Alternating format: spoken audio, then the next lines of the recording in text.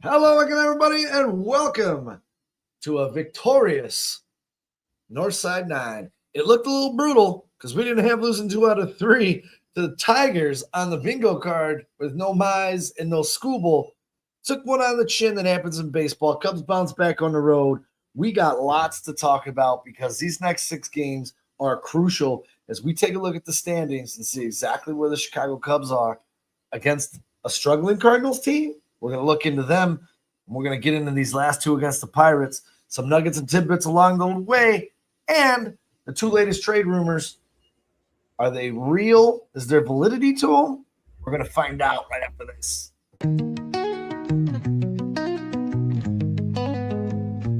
Windy City banners rocking 4 stars aligned. Dynasty dreams rise, Bulls in their prime. Cubs curse shattered, the victory divine. Fields be running, clock ticking on my timeline. Shot-town heroes, legends never fade. Black Hawks flying, cutting ice with the blade. White Sox diamonds, the Southside parade. 4 stars shine bright, legacies they made. Mike with the crown, air rain, no dispute. Sweetness in the backfield, Walter in pursuit. Bear down Sunday's midfield, battles cute. Chicago. Oh, boy, man. How about that football? Or how about that? I just looked at Erica. It says Bears football, and I got confused there for a minute. The Bears are back today, Erica. And before we get into the Cubs, we could just take a look at that really quick because the Bears are back today, and we have some important camp dates. Obviously, we won't have any updates on this show, but hopefully on Monday we'll be able to find out what these rookies are doing. We'll have some veterans on Tuesday. So football is most definitely back, and 4-Star Chicago Sports will have you covered from inside the 20 all the way to the end zone. We got you guys. Don't you worry about a thing. Stay tuned to the channel. We're going to get some guests on here, some Bears sideline reporters. We're going to get as in-depth as we can with training camp leading up to that September 13th kickoff versus the Carolina Panthers. But, Kyle, how you doing, man? Last night was a fun ball game, huh? Yeah, doing good, man. I mean, if this Cubs front office was looking for just that one last excuse to go all in at the trade deadline, I mean, we talked about this last week, Sean. Cubs need to win games 2-1, 1-0. They got to win by their pitching staff. And Matthew Boyd, since coming back from injury, man, he's certainly playing that ace role for sure. Yeah, and game 103 and 162 goes to the Chicago Cubs yesterday. Nico with an amazing diving catch. Bails out the 3rd inning, gets Matthew Boyd out of trouble. Last to second. That one up the middle. Oh! Nico steals a run. Throw back to 3rd. And Bregman puts the tag on him. The Cubs were flashing the leather. We had Matthew Boyd spinning the leather. We had Ian Happ. He went from hapless to happening yesterday with an amazing throw in that 7th inning to gun out that runner at home plate. Comes back with a humongous hustle play that sets the tone for the inning. Comes around and scores the eventual go-ahead run. You had Dansby Swanson yesterday. Comes up with a 10th inning go-ahead RBI single. Questionable management there. Management calls by the Pirates. Load the bases. Add on attack on another walk. One of the best, most reliable relievers in that Pittsburgh Pirates bullpen. The Cubs got to him, couple hits, couple runs to push across the plate. Don't want to sell short the performance by Jared Jones. He was brilliant. The Pirates offense has been struggling as of late. 4 runs over the last 27 innings. So over the last 3 ball games, they've been struggling to push those runs across the plate. But that was a gritty division playoff type win on the road for the Chicago Cubs. But my friends, the road gets a lot harder as we roll into Saturday and we take a look here at this pitching matchup. We've talked about this ad nauseum, Kyle. And I guess before we even get into today's ball game, let's wrap up yesterday's ball game because you had Matthew Boyd again returning from injury here. And he has been nothing short of spectacular for the Chicago Cubs since returning.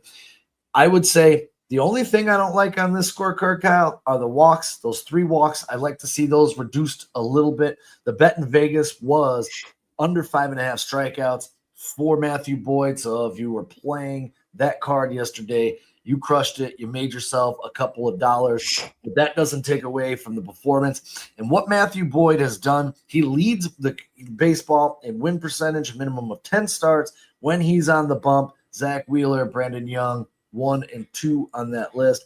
But since returning from injury as well, Matthew Boyd rocking that 231 earned run average. It's been amazing in his last 6 starts. And Kyle, as we're going to talk about these trades as we move on here in the show. If you add a frontline starter, say you get a Ben Brown back, but the way Matt Boyd's been pitching, do you feel confident right now saying, hey, man, if we get that frontline starter in a trade, whether it's Soriano, Joe Ryan, any of these guys, I'm just throwing names out there, guys, any frontline starter, and then you feel confident with Matthew Boyd starting game number 2 for you? Yeah, I do, Sean. And, real quick, what's up, Erica? Thanks for being here. Mike's in the house. Thank you, Mikey. Thanks for being here, my brother. Hopefully I'll see you at the bar here soon. And Steve, what's going on, man? How you doing, brother? Yeah, Sean, we talked about it last week. I mean, we said maybe the only blessing in disguise from all these pitching injuries we've dealt with so far is the fact that Matthew Boyd hasn't pitched a ton this season. And he seems like one of those guys who just can't go an entire season, not a 200-inning type guy. The fact that he was stuck on the shelf for most of the first half of the season may have benefited the Cubs. I mean, this guy seems to come back into true form, man. He looks like he did prior to the All-Star game last year where he made the All-Star game. He looks really good. I'll tell you what, man, the bases loaded, allowing that run without recording it out, and the bases are loaded again with 0 outs, and he gets out of there with just that one run, and that was absolutely amazing. That won the game. That absolutely won the game.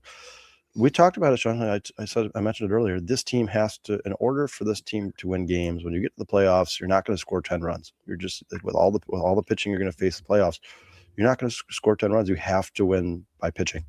And if Matthew Boyd continues to pitch the way he's pitching, and Sean, we'll talk about Imanaga here in a minute too, but he's been pretty damn good since his last 8 starts now. I think he's been back down to a sub-3 ERA. I mean, yeah, you add another arm to this rotation, and you get a Ben Brown back, like you said. And I know that's a lot of ifs, but I think the Cubs are in prime position to compete in the playoffs. The only problem is, man, can they hang in there? I mean, you like you said, Sean, you lost 2 out of 3 to Detroit. That's not good. Especially when you're not facing the heart of the rotation. You should have beaten them. And honestly, guys, it sucks. But I think if Tyon had a ramp up, pitched a game before that Tigers game, I think the Cubs probably would have won that, because you could just tell in the first inning he was just sluggish. He wasn't there, and that's the only runs he gave up was that first inning. But I'm telling you, man, this offense is good enough to win a World Series. They just need pitching. Yeah, and Erica, I understand your dilemma here with Tyon. But I would say right now, if I was going to pull someone out of this rotation, give him a little break to recharge his batteries, I think it would be Colin Ray. I think Colin Ray's innings are starting to pile up on him. He's showing a little bit more fatigue. Assad's been really solid on the mound. That's the move I personally would make. Because you look at Tyon's last start. Yeah, he gave up those 2 home runs in the first inning. What did he do after that? He looked pretty gosh darn good, settled into the game, kept the Cubs in the game, give him a chance to start.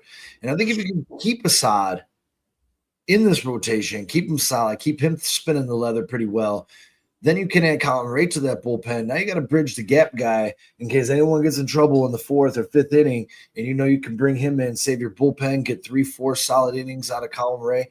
I'm starting to like a lot more the way this thing is starting to turn around, and if the Cubs can somehow get on the flip side here of Ben Brown, which if you listen to our head coach, the manager, Mr. Council before the game, he said that Cabrera is really, really close. He's going to be going down to AAA.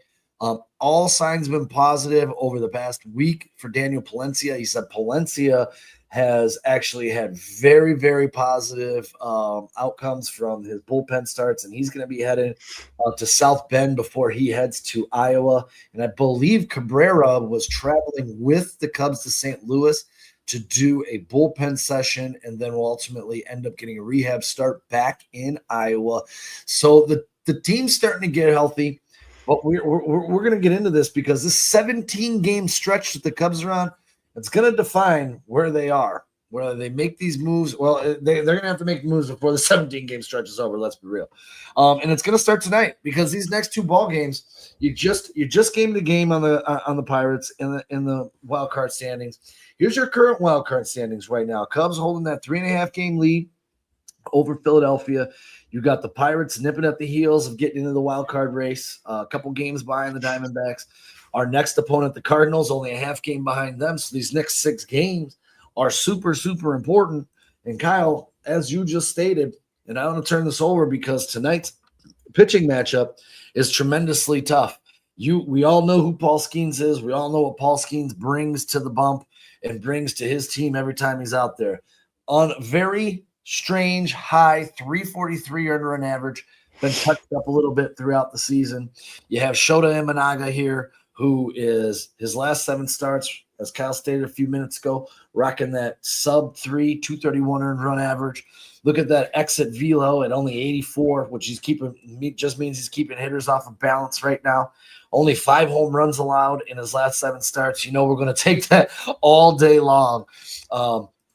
Then you turn around, and one of the best stats I saw, which they spun up yesterday on Cubs postgame, was 30 innings minimum pitched against Pittsburgh. This dude Shota has a .28 earned run average. Now, Kyle, I just gave you a whole bunch of information here. Skenes, Shota's dominance versus the Pirates. What are you thinking about today? How you feeling about today? You feeling confident that the Cubs can manufacture some runs against Paul Skenes and come away with a big-time victory on this Saturday evening? Yeah, I mean, we just talked about it. It's good to see the Cubs win these close pitching duel games. You have to win these games 2-1, 1-0. That's what you're going to have in the playoffs. Sean, the Pirates are without some of their best hitters right now. Obviously O'Neal Cruz is out. This is a team that's a little banged up. If you look at the teams on paper, the Cubs are the better team. You have to win 2 out of 3 against the Pirates. You have to. And I understand that Paul Skenes is an absolute badass. I know Erica puts in the chat there. She doesn't scare him, or he doesn't scare her, but you never know with that guy. That guy could go on an absolute tear at any given moment. He's still one of the hardest pitchers in all of baseball. I know people look at that ERA over 3. That's not who Paul Skenes is. You look at the bigger sample size. He is still one of the best pitchers in the world, guys. He should absolutely terrify you if you're a Cubs fan. But even if you don't score a run off Paul Skenes, man, and Shota Imanaga continues that .28 ERA against the Pirates, which is absolutely amazing, you should be able to win this game 1-0, 2-0, 2-1, and late in the game. These are the games the Cubs have to win to prove to the front office that they're capable of winning a championship. It showed it, whether you guys like it or not, due to the injuries. And Sean, to your point earlier about Assad, ideally, guys, you had another front end of the rotation guy here.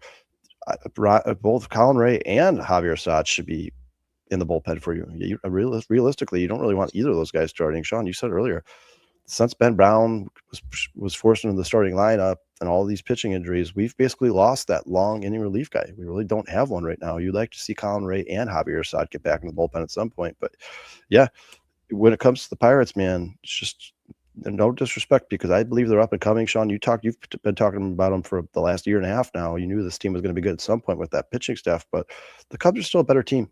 You have to beat these teams. They should have beaten the Tigers 2 out of 3. And like I said, I'll give him a pass on that tie-in game because I think he was just kind of shaking off the rust a little bit. But teams like this, if you're going to be a playoff team, if you're going to be a World Series contender, you need to beat the Tigers without their best pitchers. You need to beat the Pirates without their best hitters. You need to beat these teams. And you guys, I don't know if you remember or not, but before O'Neal Cruz got hurt, he was one of the best pitchers one of the best hitters in the world. He really came on this year. He's been absolutely amazing. So well, you got to take advantage of situations like this when you go into these series and teams are missing their best players. Cubs have to beat this team. Yeah, and Pittsburgh, no team this year, and I just threw up the stat because this is pretty interesting. No team this year has scored more runs at home than the Pittsburgh Pirates, and you can see the evolution of this offense. Even without O'Neal Cruz, Kyle, this offense can put up some runs. There you see 8th in home runs, 3rd in slugging, 1st in batting average, 2nd in runs per game. It's a far stretch from the team that was offensively anemic last year out there and could not produce any runs. And that, for me, was what was even more impressive when I start to look at the performance that Matthew Boyd put out there yesterday. And I say, okay, well, now we got Shota. Shota has an amazing history as we just put up here against the Pittsburgh Pirates. And that is, I didn't know that. That's insane. Yeah, this is That's crazy. It's a crazy stat, man.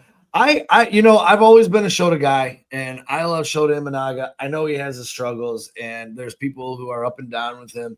I've stayed consistent, and when the Cubs this year, with all these injuries they had, they've needed someone to be here. And yes, he had that bad stretch where he was giving up home runs and it looked really bad.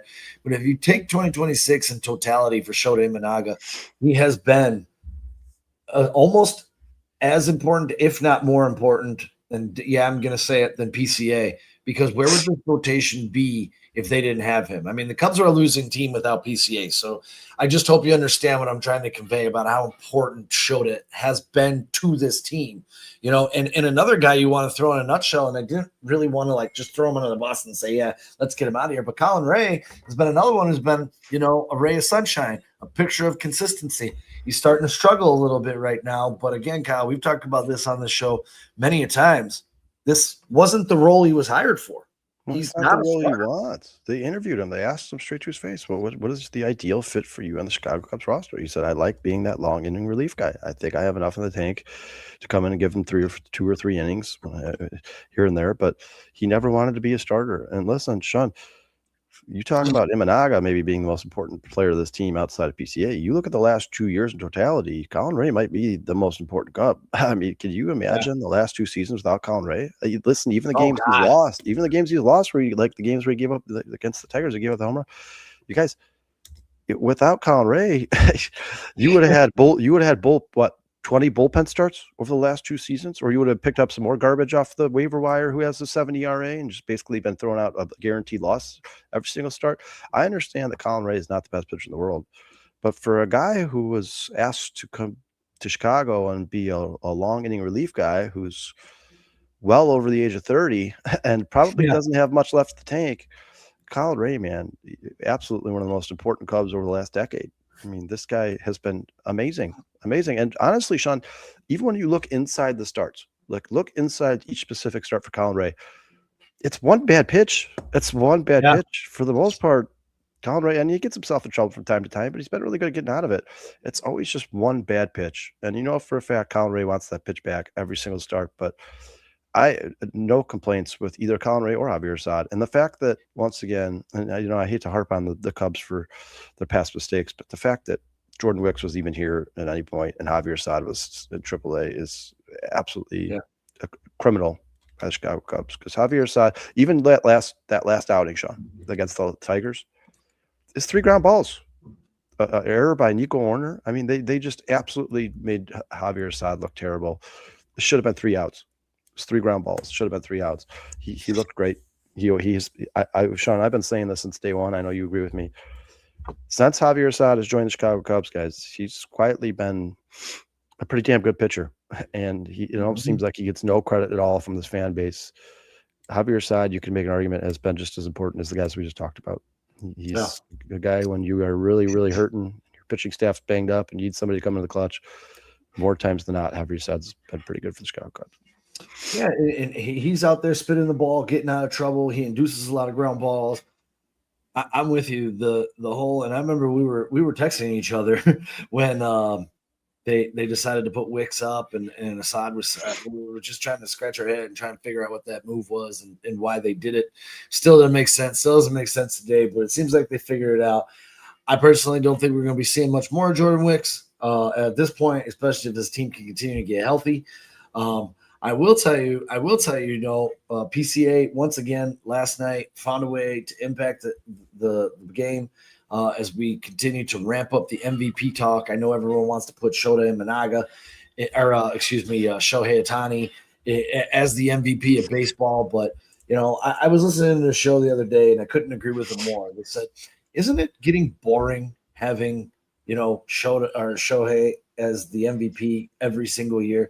And it's not his fault that he's so good. I mean, it's just the fact that he is so good. But when you look at PCA yesterday, found a way to affect the game with his athleticism. He found a way to affect the game with his bat. That was a beautiful home run he hit. By the way, would have been out of 20 28 of 30 parks yesterday. Wouldn't have been a home run in Boston, wouldn't have been a home run in Washington off an 88.8 mile per hour slider, 375-foot bomb, 36-degree launch angle. It was an absolute beautiful home run. I knew as soon as I was watching it, I was like, tie ball game 1-1. He found a way as the captain of this team after they were able to rally with the bases loaded. They scored that one run. Comes back, top of the sixth, says, you know what? I'm going to pick up my pitcher. I'm just going to do PCA things out here. Launches that home run. That was absolutely amazing spot, just showing his worth for this club. And Kyle, when I talk about this MVP thing, if PCA wasn't on this team, give me the Cubs record. Yeah, not good. Not good. I mean, you could make an argument that PCA has basically single-handedly put this team on his back and is trying to carry them to the playoffs. I mean, the Cubs, for a fact, the Cubs expect a lot more from Alex Bregman. You guys, it's just not happening. And I thought, I'm been guilty. I'm the one who's been saying that Alex Bregman at some point is going to become Alex Bregman, but maybe it's just who Alex Bregman is. I mean, the guy's hitting now, 230, 240. It's not good. You expected him to be kind of the superstar that could carry this team on his back. Well, bad news. It's PCA. Pete Crow Armstrong is by far and away the best Chicago Cub, not even close. And Sean, what really bothers me about that MVP debate is the fact that, when did durability stop being considered for MVP? Why is that not considered anymore? Why are guys who are missing time still like a guaranteed lock to an MVP? Durability, availability, playing 158 games is absolutely crucial in baseball. I mean, how many times have we talked about how important these guys are? Guys like Dansby Swanson, who, Dansby Swanson have trouble at the plate from time to time, inconsistent 100%, but at least the guy's there for 162 games, right? He never misses big chunks of the season. He's been the pillar of health since he's been drafted by the Braves. The PCA is the same conversation. I mean, this is a guy who's constantly putting his body in harm's way to make any catch he possibly can. Will do whatever he can to try to catch a ball in the outfield. And he's never missed a significant amount of time. What does he miss, Sean? 3 games? 3 games? Ohtani will be on the shelf for a month. And nobody even, these baseball writers don't skip a beat. They're just like, Ohtani's far away, the MVP. Like, dude, I think playing 162 games a year is huge. It's huge, especially if you're one of the team's best players. Like you just said, Sean, what would this team be without PCA? Even if he had missed a month, where would the Cubs be without PCA? Just a month without PCA. The fact that this guy is out there. Yeah, the fact that this guy is out there every single game, every single day, and once again, constantly putting himself in harm's way. How many times we've seen PCA dive, land awkwardly, smash into the wall? And there he is the next day, standing in center field. That has to be taken into consideration when you're talking about the MVP race. It has to be. And when you talk about WAR, right now it's a total WAR of 6.6 for PCA, leading Major League Baseball, 6.0 for Mr. Ohtani, and then your closest position player is Yordan Alvarez, who's having a spectacular season for the Houston Astros. He's amazing. Yeah, but Kyle, when we talk about this, you talk about bat WAR versus pitch WAR. Bat WAR for Shohei Ohtani is 3.0. For Pete Crow Armstrong, it's 6.6. And then you add in the pitching WAR. That's what brings Shohei Ohtani. And you can say, well, he hits and he bats and does both and keeps the team in. But I beg to differ when I say, when it comes to this MVP talk, if you took Shohei Ohtani off of the Dodgers for any extended period of time, the Dodgers are still a playoff team and they're still winning the NL West. The Cubs would not be the wild card leader, and they'd probably be under 500. That makes, to me, PCA the most valuable player in baseball, cut and dry, hands down. Well, guys, if you look at the history of sports, it's not always the guy with the best stats who wins MVP. It's the guy who's most valuable to his team. That's what most valuable player means. That's kind of where I'm going with that. Yeah, like you look at Josh Allen last year. You look at Josh Allen when he won the MVP. Lamar Jackson had arguably better numbers. But the fact of the matter is, you saw Tyler Huntley come in. That Ravens roster was so good, they could still win games. They beat the Chicago Bears with Tyler Huntley. Josh Allen, you take Josh Allen off the Bills, they're done. That's it. That's why he won MVP. It's the same conversation here in baseball when you're talking about Ohtani and Pete Armstrong. Like you just said, Sean, that Dodgers team is an all-star lineup. That's what it is. Without Ohtani for a month, they're probably still 10 games over 500 that month. Yep. When it comes to the Cubs, without PCA, that's game over, man. If PCA is, and I don't want to speak this into existence, but if PCA is in the outfield today and somehow he tears his ACL, the Cubs season is over. That's it. It's done. Oh yeah, they're done. And you would hope that would happen sooner rather than later, because I wouldn't be trading for anybody. I'd be if I were the Cubs, if I were the front office, I'd be like, PCA's out, we're done. We're done. We'll just hold on to our prospects because that's it. Yeah, and you want to know what? I found this stat too while I was surfing the net this week, and I just thought this was absolutely incredible. Most 5-star catches since 2016. Just look at the innings differential. Even if you drop down to Billy Hamilton and Margot at the bottom, he's still double them. It's absolutely insane what this guy does, and that's kind of when I look at it and say, right now, you put his fielding in there with that bat. I mean, he takes up so much of the offense or so much of the outfield, and he picks up for his teammates if they're going to miss. It definitely has Seiya Suzuki's back in right field. It's just crazy to me. And it is crazy to me listening to the game. I know you were working, Kyle, so you couldn't hear it. Every time PCA came up, man, the Pittsburgh crowd booed him. And I think he thrives off of that, because he didn't give the whole crotch symbol when he hit that home run, but they were booing the living shit out of him every at bat for the entire at bat. I could. There's an instance in yesterday's game where you could prove that PCA doesn't give a shit. He doesn't care about anything. Like, dude, he challenged a strike ball yesterday, and he was walking to first base like he was fact that was a ball. Like, he was like, that's a ball. I'm taking my base. Ends up being a strike, and he just chuckles. He doesn't let it bother him. He's not like embarrassed. He just chuckles, walks off. Like, okay, well, I'll be up in a couple innings, and I'll beat you guys again at some point. And now you see all these teams walking him. It seems like every series PCA is walked in a really crucial situation. Mm-hmm. They're like, hey, don't leave the game up to Pete Armstrong. Do not let that guy beat you. I mean, whether the fan base, the national fan base outside of Chicago likes him or not, Pete Armstrong is becoming maybe the biggest villain in all of American sports. And the only way you can do that, Sean, is if you're a damn good player. You can't be a villain in sports if you're not good. Like, people talk about that guy on the Dodgers, that catcher. I always forget his name. The guy that everybody hates. Dalton, or not Dalton. It's like I don't care about that guy. Like, people are like, man, that guy's such an asshole. Who gives a shit? He's a backup catcher. He sucks. Nobody cares about that guy. The reason that PCA gets under people's skin is because he's absolutely amazing at baseball. That's why it bothers him. Every Cardinals fan that comes in River Street Tavern, every single one of them, he's overrated. He sucks. He's terrible. They know that's not true. They know that. They're just saying that because, Dalton Rush. Thank you, Parker. That guy's an asshole. But they say that because they know he's good. They don't want to believe that he's good. They know that there's a chance that he's probably the best player in all of Major League Baseball. And as Cardinals fans, it drives them to absolutely insane that he plays for the Chicago Cubs. That's why they don't like him.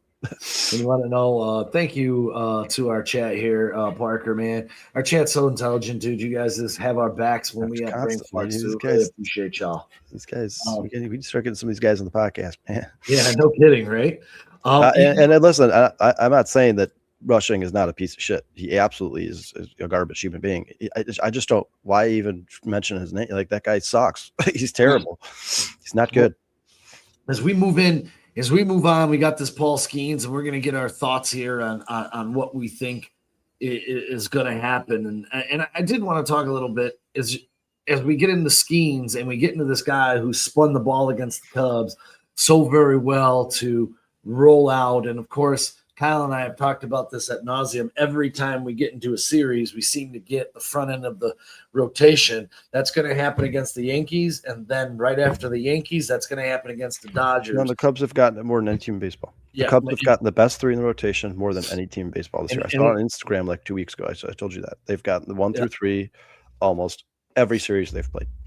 Yeah, and looking ahead, it ain't going to get easier because we're going to get Schittler, we're going to get Yamamoto, we're going to get Saki. I mean, the top end pitchers over these next 8, let's see, 9 games. The Cubs are 12 games actually, because it goes Yankees to the Dodgers. It's going to be a tough stretch, and it's going to be interesting. It's going to be very interesting to see where the Cubs pan themselves out. And out of this stretch, obviously you want them to come out somewhere around 500, because it's not going to be easy playing the best teams in baseball day after day after day, going up against the best pitchers day after day after day. And it's going to happen with Paul Skenes, and then they're going to back that up with Mr. Brandon Ashcraft, who has absolutely had his way in 5 appearances versus the Chicago Cubs in his career so far. It's not been pretty. He's dominated the Chicago Cubs in 2026. His two starts against the Cubs, April 11th, 5 innings, 1 earned run, 9 strikeouts, backed it up on the 26th of May with 6 1/3, 1 inning, 5 strikeouts in a 12-1 trouncing of the Chicago Cubs out in PNC Park. As it says there, 2 dominant outings, same results, both ended up in losses for the Chicago Cubs. This kid is a phenomenon. Let's not. And when Erica said, she's not scared of Skenes, I honestly, in my heart of hearts, feel the Cubs have a better chance of beating Skenes than they do Ashcraft, just based on the fact that you look at what Ashcraft's done against the Cubs in 5 career starts. They have not been able to figure this man out. 24 strikeouts behind 4 walks.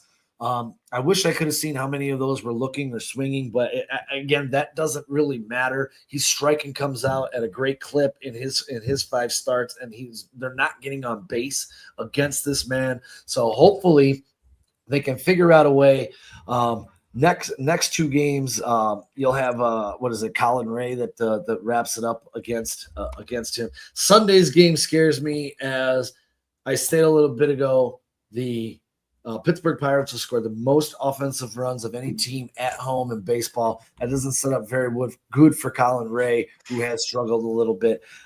I'd almost wish they'd change that start to Javier Assad personally, but where are we now? Kyle, your thoughts? Where are you these last 2? What's our record going to be moving on to St. Louis? Sean, I'm happy with the split. Let's face it, guys. Right now, the Pirates are one of the hottest teams in baseball. Since the All-Star break, they've been really, really good. And we knew it was coming. We knew this pitching. I mean, there's not a bad pitcher on the Pirates. In terms of the starting rotation, they're all studs, which is good, because that's the one team in baseball that can't pay them all.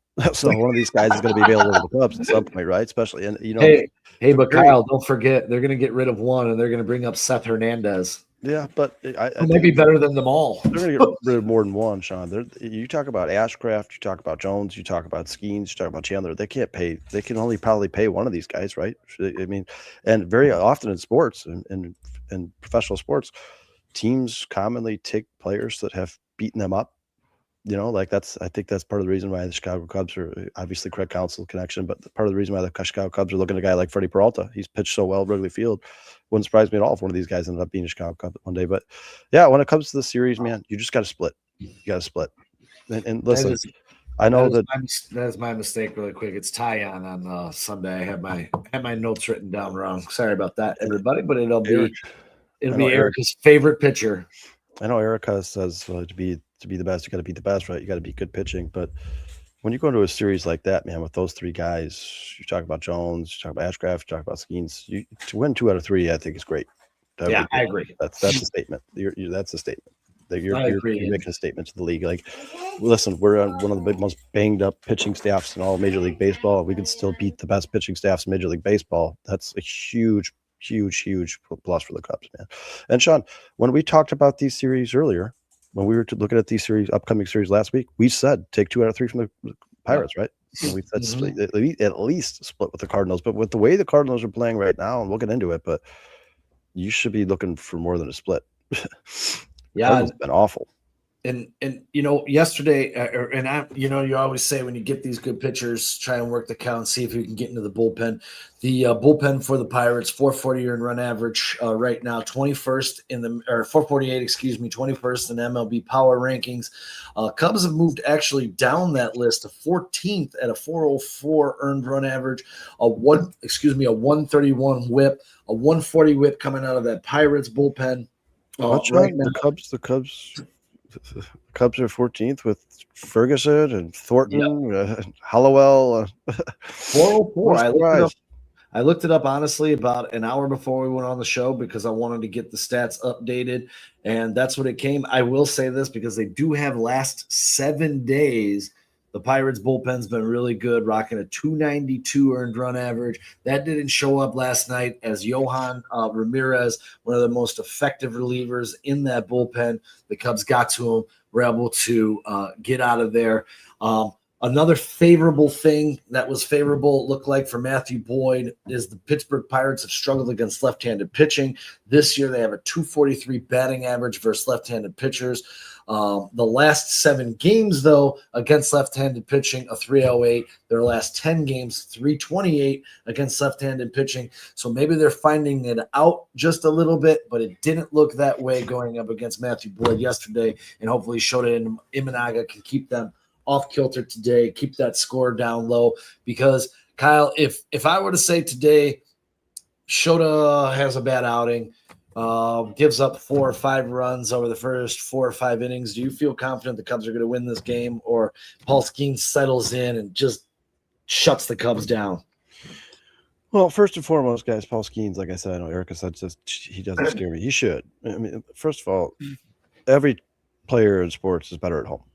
So you go down against the Pirates 4-0 in the second inning, and now Paul Skenes can get more aggressive and attack that strike zone. You're in trouble. You're in big trouble. I mean, the only thing you can do is hope that you can hang in there long enough to get to that bullpen, like you said. But honestly, these next 2 games are going to be, and maybe hopefully I'm wrong, and the Cubs come out and score 10 runs, but I expect them to be edge of your seat, 1-0 going into the 8th. Cubs scrape across, run, please. You can win this game. You got it. That's just the position the Cubs are in, man. Right now, it's with the bullpen. I know that they've been better as of late. I know like guys like Jacob Webb have turned his season around.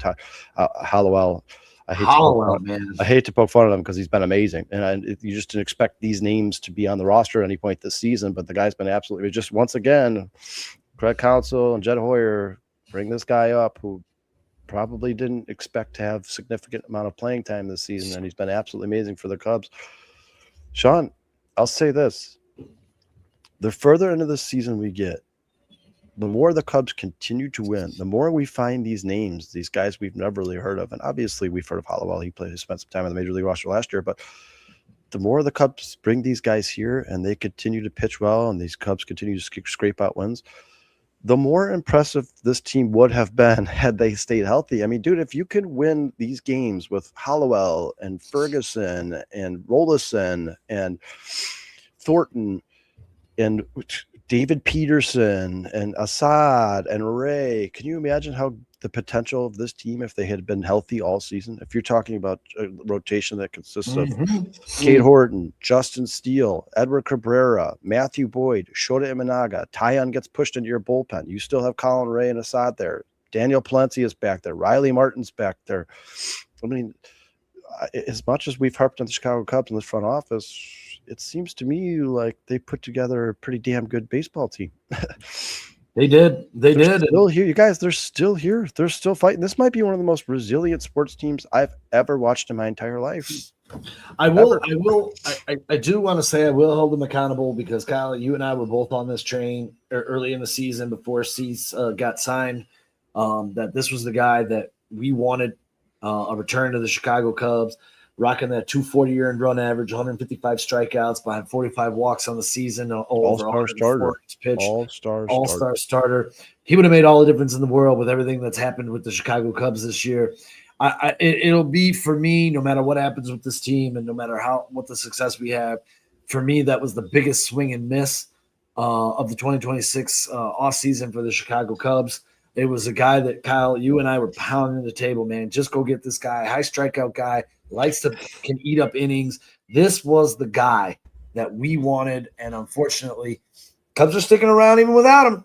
But gosh darn it, we could have certainly used that guy in the starter in a starting role, because right now the way Matthew Boyd is pitching, the way you have Shota over his last bunch of starts, then you had Dylan Cease in there. Even with Cade Horton going out, you still have a 1-2-3 punch you feel confident going into October with. And right now, as we had. The Cubs are in October, 3.5 game lead over the 17 game stretch against teams over 500. So we're going to see where they pan out over these next 4 series.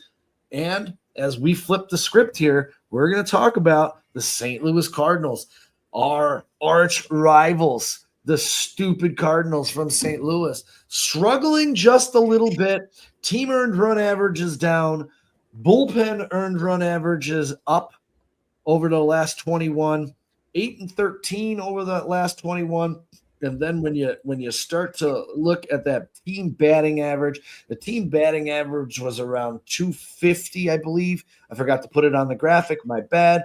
But that right there, my friends, is not a good batting average. They're struggling to put up runs. They're averaging about 2.2 runs over their last 21 games. That slugging percentage is down. That OPS is down. You have the young kids who are carrying this team, as you have Jordan Walker and JJ Weatherholt here. Little bit of struggles. You see in July, not too bad there for Jordan Walker. Little bit of a struggle since the All-Star break. 7 for 32, has not had a home run, 8 strikeouts behind 3 walks. Since the break, you have Weatherholt there. Not doing too bad either. He seems to be pretty consistent as a rookie. Someone we're going to have to watch out for as we travel to St. Louis. We're going to have a 4-game set here. We're going to see everybody in this series. Now, guys, I'll be honest. The Cubs have not faced Hunter Dobbins. Young kid. Looks like he's off to a solid start to his career. But you're going to get Peterson. You're going to get Colin Ray. You're going to get Matthew Boyd. You're going to get Shota. You're going to get at least 2 pitchers you want to see in this series. You have a struggling St. Louis ball club. Cubs are heading down to St. Louis looking for a little bit of revenge because if you remember at the beginning of the month, they came into Wrigley. They kicked their teeth in for 2 ball games. Cubs stole the last one, but we lost 2 out of 3 in Wrigley. We get a chance to go down, hopefully take 3 out of 4 down in hot St. Louis. Kyle moving into St. Louis. And I do have to say, I told everyone this when they were hot. This was going to happen. You start looking at that bullpen. Their most reliable pieces, earned run averages are jumping. JC Romero, who is one of their best dudes out of the bullpen, has like a 9 earned run average over the last 21 games. He can't seem to be able to record an out. The back end of that bullpen, and as we put up these stats, you see the rotation is getting it done. A 354 is rock solid. 413 over the course of the season. You know, you're looking at this bullpen earned run average jumping almost close to a full run over the past 21 games. This is what we have to do, something the Cubs are really, really good at. You have to be patient at the plate, work these counts of these starters, because when you look at these starters' earned run averages, they're pretty good for St. Louis. You got McGreevy at 307. You have Dobbins at 318. I mean, these guys are getting it done a little bit. Dustin May and Libator are the 2 that you think, hey, we can rock these guys up a little bit and get it going. Kyle, we're moving into St. Louis. You see the Cardinals are struggling. We've been waiting for it all freaking year. Where you at with this series? Because this is huge, man. Because this series takes you into the Yankees, which then in turn takes you into the the trade deadline, which will follow these 2 series. Big 6 games ahead of us moving into that weekend series with the Yankees. And we had this up last week. This is what we're looking at. All on the road before we come back home to take on the Bronx Bombers, who I do believe will be without Aaron Judge when they play us. Thank you, God. Kyle, where are we at here? Where are you sitting at when you look at this pitching? When you look at these pitching matchups, you kind of look at the Cardinals starting to plane off a little bit.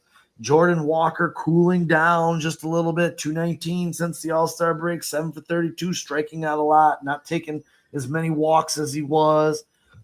Where's your head at moving out of Pittsburgh, moving on to St. Louis?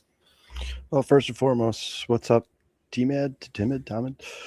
Thanks for joining the show. He says, if Hap wasn't a veteran, I believe he'd be platoon. He is terrible from the right side. I've been saying for a long time that he is not a switch hitter. I'm sorry, man, but if you're hitting 110 from one side of the plate, you're not a switch hitter. I think every single player in baseball is athletic enough to hit 100 from one side of the plate. I agree with you. And Sean and I, if you go back and watch some of our old shows, man, we've talked about Ian Happ in length. To me, he's just average. He also says Bregman batting in the top of the fourth is the Cubs coddling him. The Dodgers have the balls to bat Tucker seventh. Yeah, I think at some point this season, maybe it's time to push Bregman down the lineup a little bit so you can get him back to his old self, really. I mean, Bregman has just not been Alex Bregman since he's been here. So I agree with you 100%. Thanks for joining the show, man. Yeah, lots to digest there, Sean. I mean, first of all, before we get into any of that, I love that Walker was in the home run derby. To me, it seems like almost every time a guy participates in the home run derby, he loses his swing a little bit. Like it kind of tweaks with this, because when those guys are swinging for the fences like they are in the home run derby, it's a different swing. It's different, and it kind of seems like they can't get back to their old ways sometimes after the home run derby, and that seems to be like where Jordan Walker's at right now. Sean, you have been saying it since day one. You talk about this Cardinals pitching staff, and obviously the rotation has still been pretty good, but you talked about the bullpen and length and said at some point this stuff, it just can't continue the way it's going. And I think at one point, in the baseball, Sean, I don't know what site you got it from, but baseball has what they call luck metrics. Yeah. They're basically graphs. Yeah, where they somehow statistically quantify how a team is lucky as opposed to teams that are not lucky.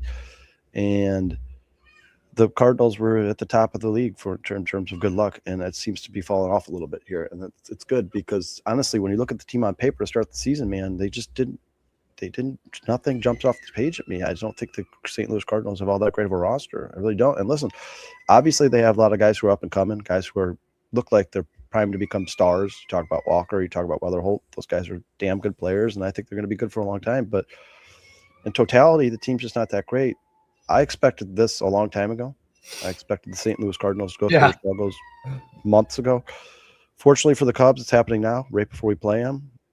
Even with the pitching matchup, Sean, you talk about the starting rotation. Those guys, if you look at the ERAs, they've been better than the Cubs. I mean, that's the ERAs say it, but just with the way the Cubs been playing lately and the way that the Cardinals been playing lately, I think the Cubs are capable of going in there and winning 3 out of 4.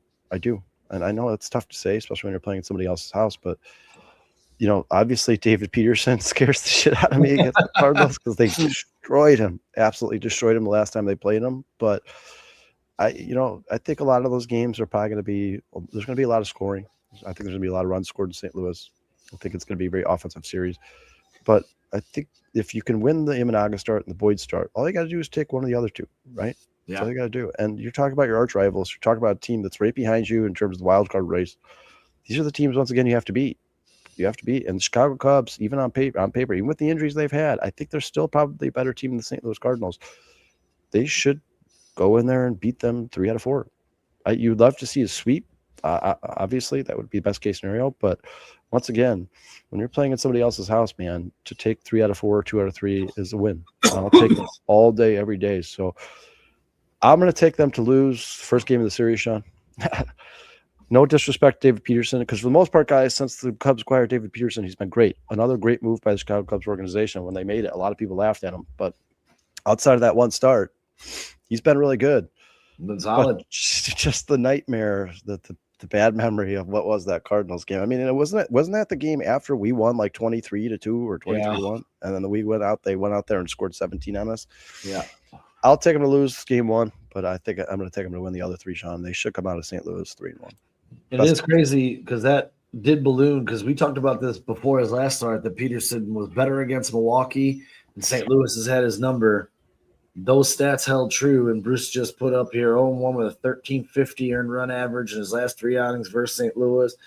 I've seen this with other teams, and it doesn't seem to be something that Craig Counsell likes to do.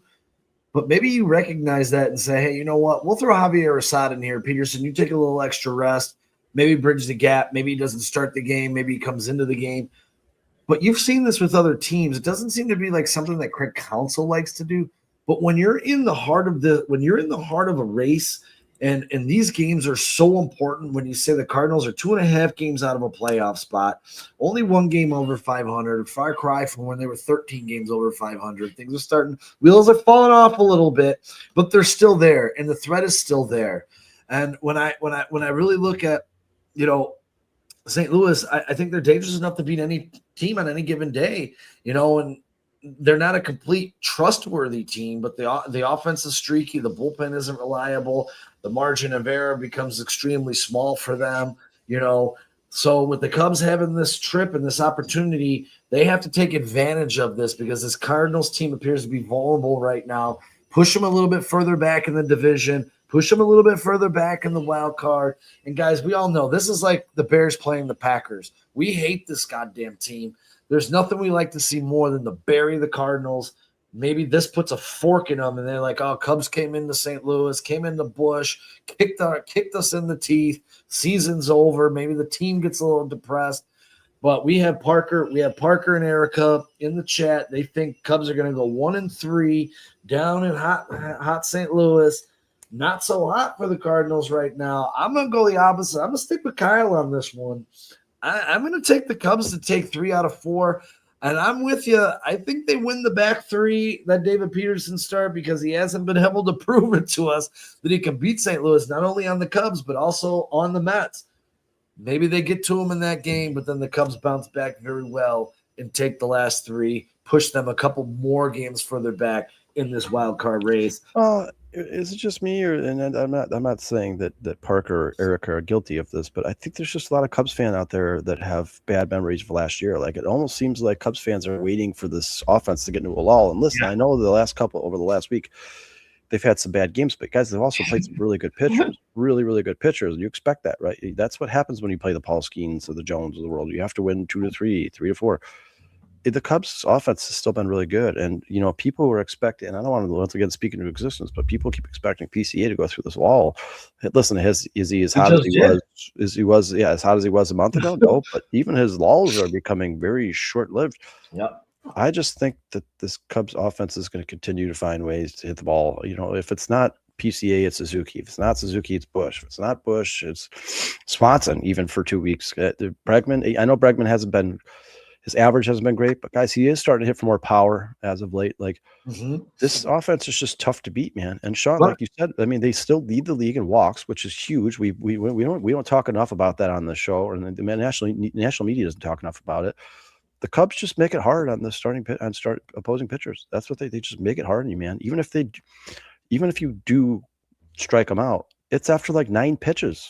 Like every at bat from the Chicago Cubs is a grind, an absolute grind. Even at the bottom of the rotation, even at the bottom of the lineup, you can talk about guys like Dansby Swanson. Like, there's times where Dansby Swanson looks terrible, and there's other times where Dansby Swanson is a tough out, man. You could just tell he's seeing the ball well. We talk about Miguel Amaya. There's times where Miguel Amaya is a tough out, man. He has great at bats. I think that one thing Craig Counsell does very well that has benefited the Cubs more than anything. It's just told these guys only swing at good pitches. Have as long of at bats as you possibly can. Fight off good pitches. Stay alive. Put pressure on the opposing pitcher. And if the Cubs continue to do that and continue to walk at the rate they've been walking this season, especially guys like PCA, who's on pace to quadruple his walks from last year, they're going to continue to be a very tough team to beat. And they're a better team than the Cardinals. They are a better team than the St. Louis Cardinals. Yeah. They are. They are absolutely a better team than the St. Louis Cardinals. So if it plays out the way it should, if it plays out the way the universe would have it play out, the Cubs are a better team than the St. Louis Cardinals. They should go on there and beat them 3 out of 4. Yeah, and if you want to dive a little deeper, they're 2-6 since the All-Star break. Several important hitters, Lars Nootbaar, Ivan Herrera, and Mason Wynn are struggling mightily, and I have their numbers. I have them saved. I can dig them up, but they are struggling right now. Jordan Walker, obviously, with that 289, just not hitting the long ball as of yet. Still been one of the few consistent bright spots. But, unlike I hate to say this, but unlike PCA, I don't think Jordan Walker has the ability to put the team on his back and carry him, or they wouldn't be doing Not yet. All-Star break. He might. You're right. I'm not going to say. And generally, the starting pitching is giving them opportunities to compete, but the bullpen has been very vulnerable in important moments coming out of the stretch over their past 8 games. If you go back to just this past last Friday, Dustin May gave them 6 innings of 1-run baseball that disappeared pretty quick when the bullpen came in the 7th. It gave up a 2-run home run. So what you're looking at here is working counts, getting those pitch counts up against St. Louis. getting those starters out of this game and getting into that vulnerable bullpen where the hitters can take advantage of some really shaky pitching as of late. Real quick, Sean.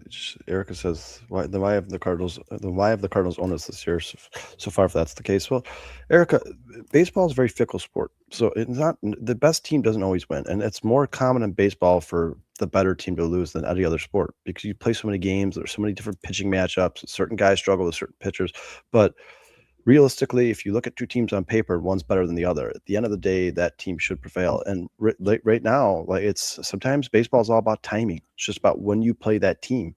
And right now, the Cardinals are reeling. You guys, if the Cubs go in there and they sweep the Cardinals, which I'm not saying they will, but if they did, there's a very good chance by the end of that series, if the Cubs did sweep them somehow, Sean.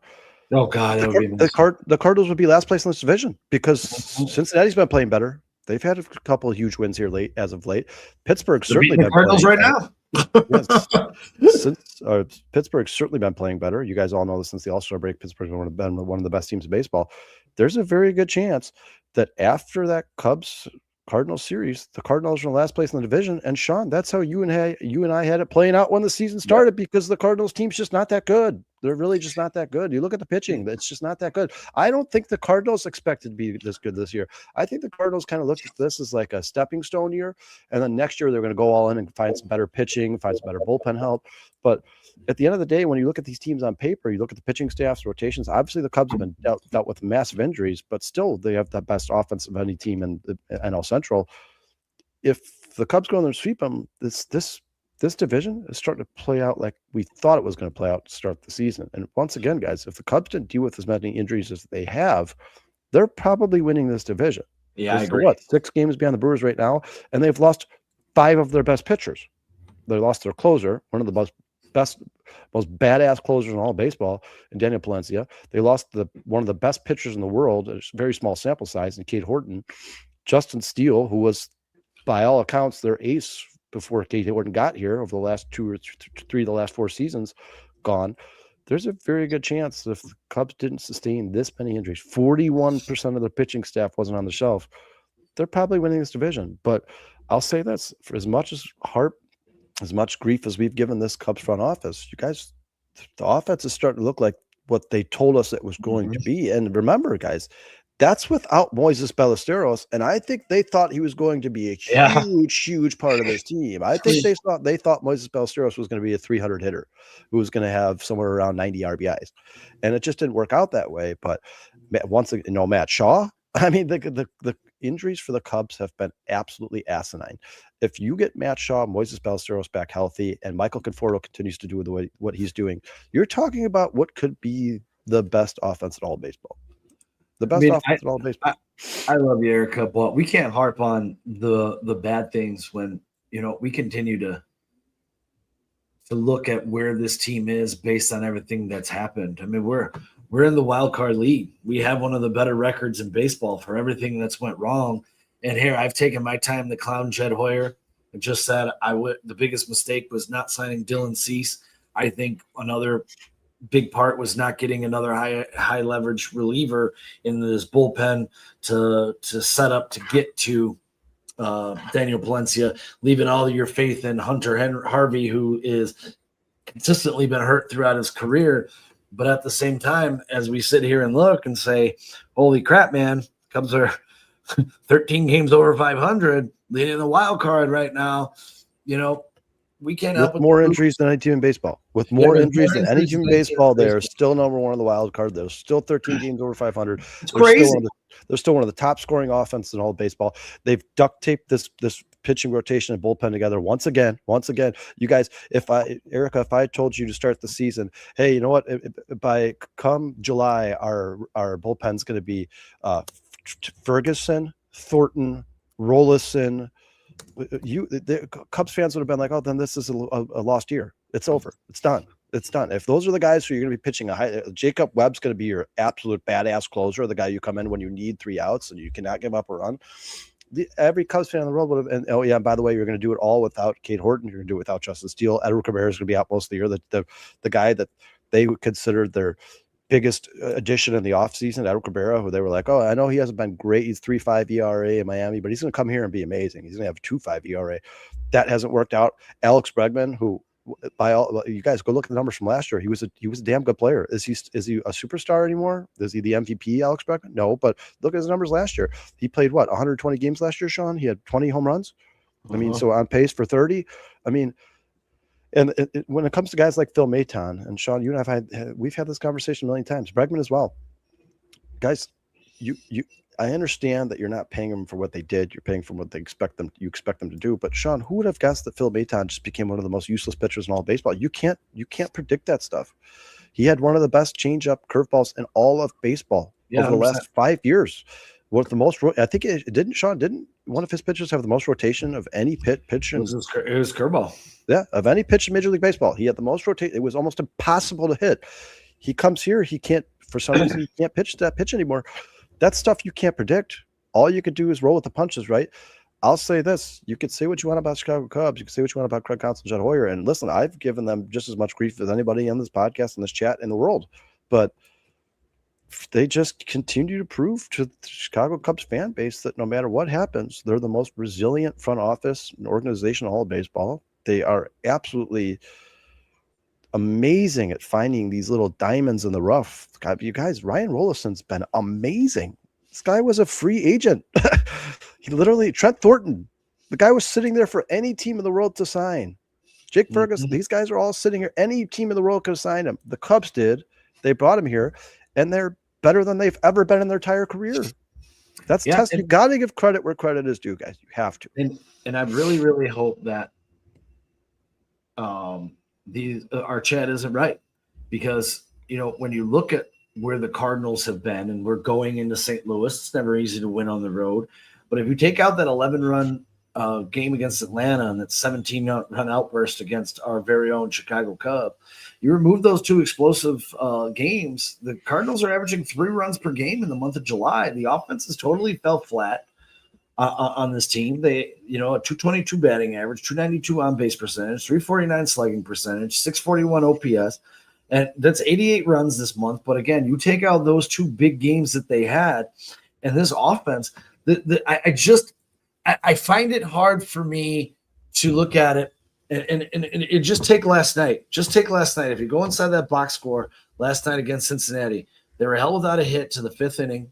They wound up, I think they only wound up with 2 or 3 hits in the ball game yesterday, period. So you really hope that the Cubs are coming here and this isn't the spark and they have the Cubs number. We have 7 games left, 4 in St. Louis, 3 in Chicago.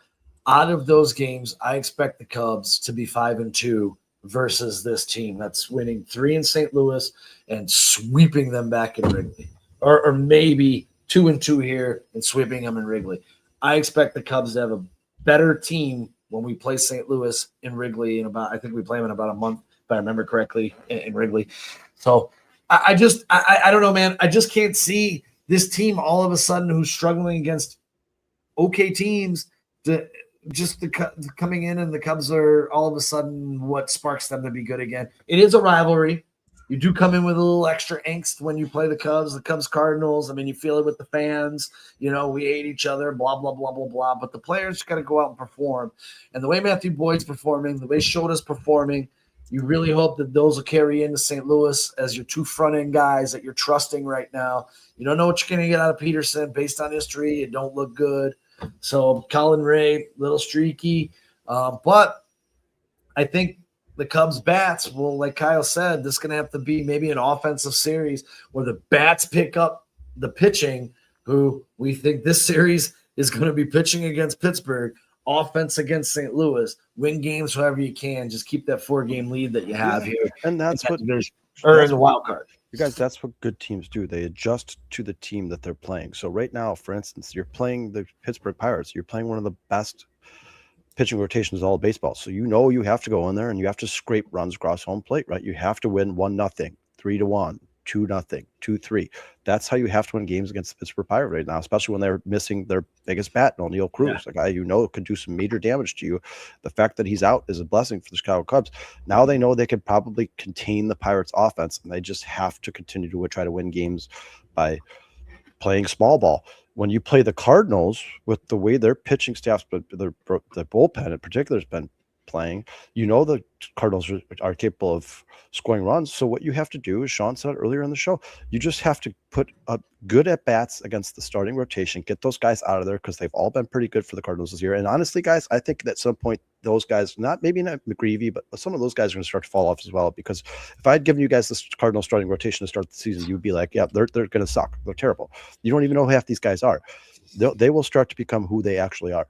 But if you can, when you get into each individual series in baseball, that's the great thing about baseball, is you have to adjust your playing style to each team you're playing, right? So if the Cubs can have good long at bats against the Cardinals and get into that bullpen, then you could do some damage there. Then you could start being more aggressive, swing for the fences. Don't try to take walks. Don't try to hit gappers, base hits, scrape runs across home plate. Once you get into that Cardinals bullpen, then you can start swinging for home runs, start trying to score runs, try to bat around, do that type. That Craig Counsell is much as we've had our problems with him, there's some head scratching decisions he's made.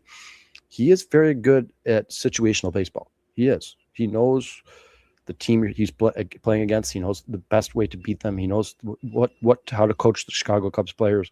Hey man, we're playing the Pirates. It's going to be tough to score runs. You guys try to hit one dinger here, or try to scrape a run across home plate there.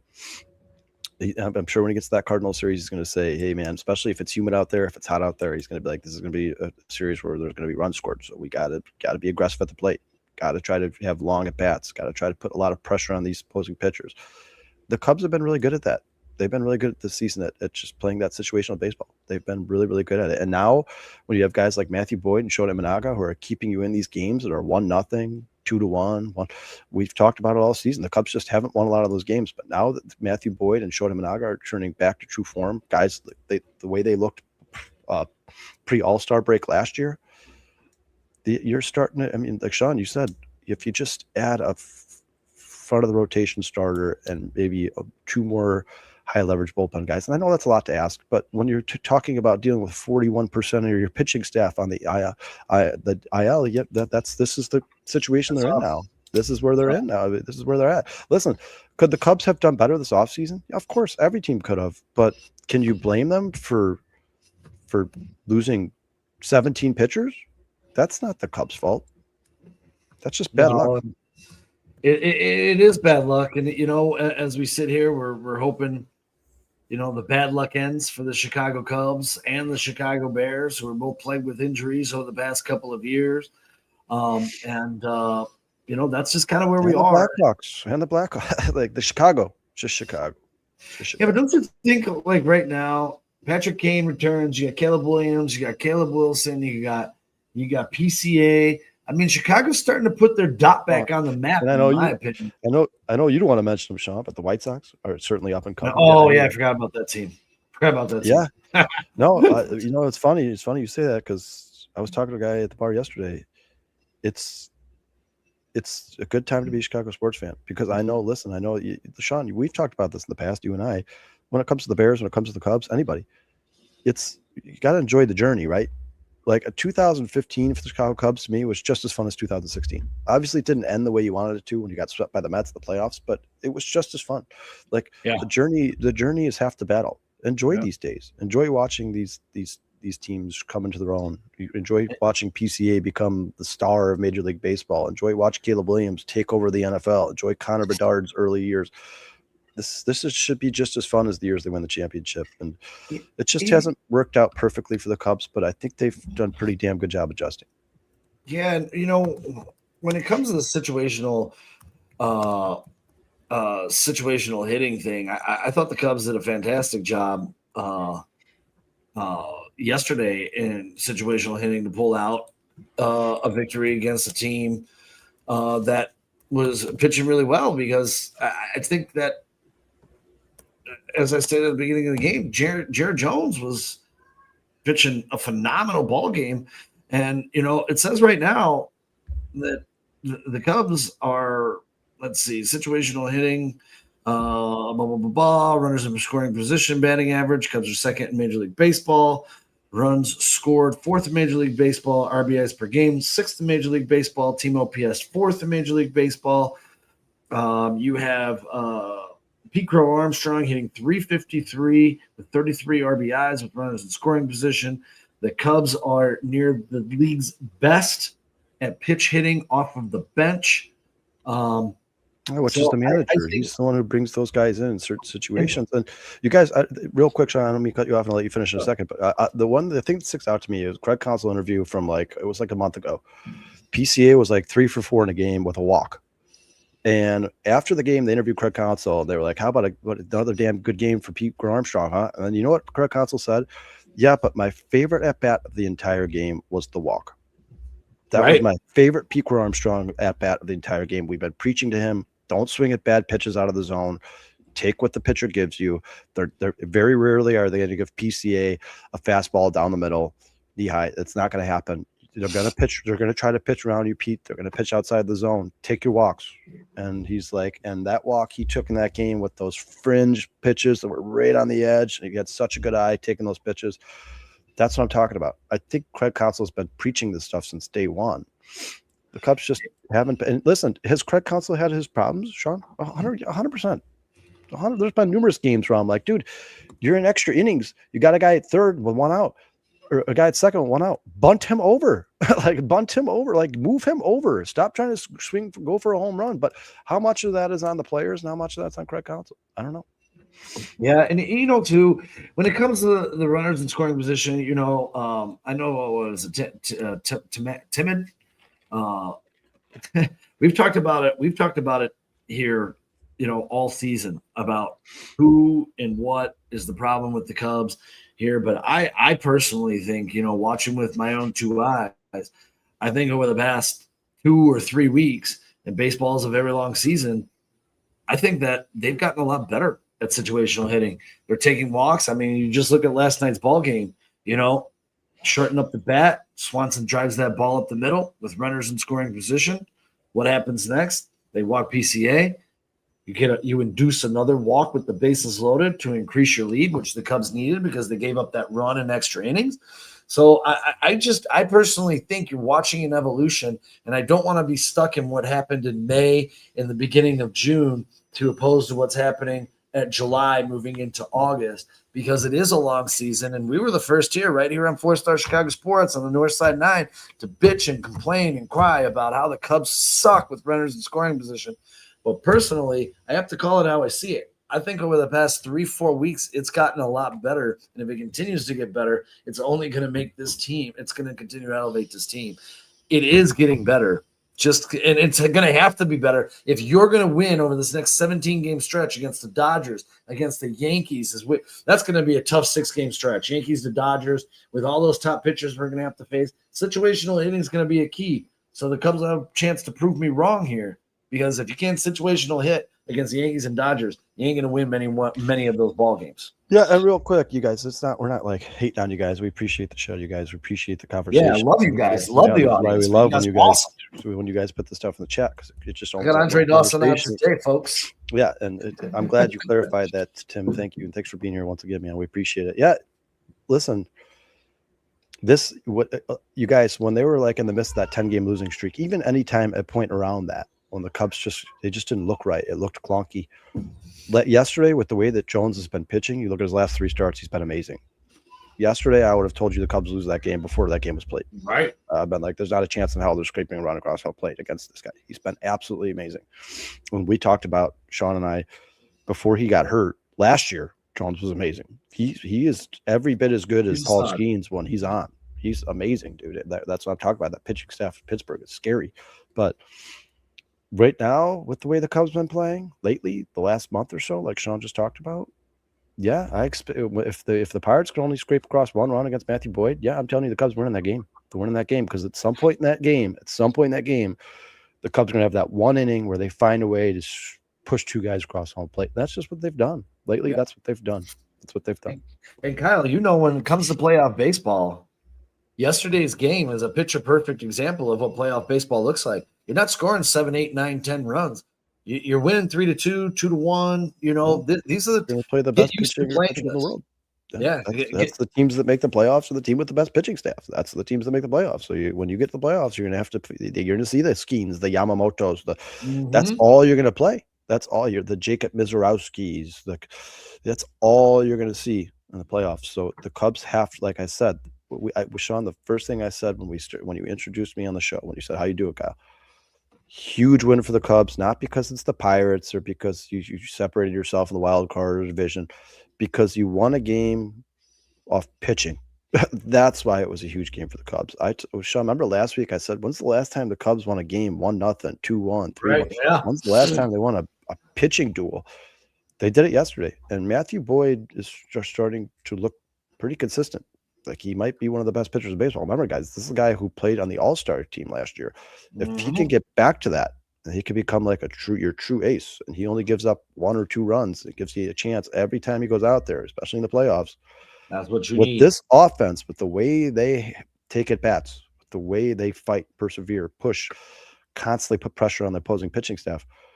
I'm telling you, man, I think if the Cubs can play this right at the trade deadline, and God forbid, please, God, no more injuries, please, not another injury, please. Like the Cubs can't afford to lose anybody else.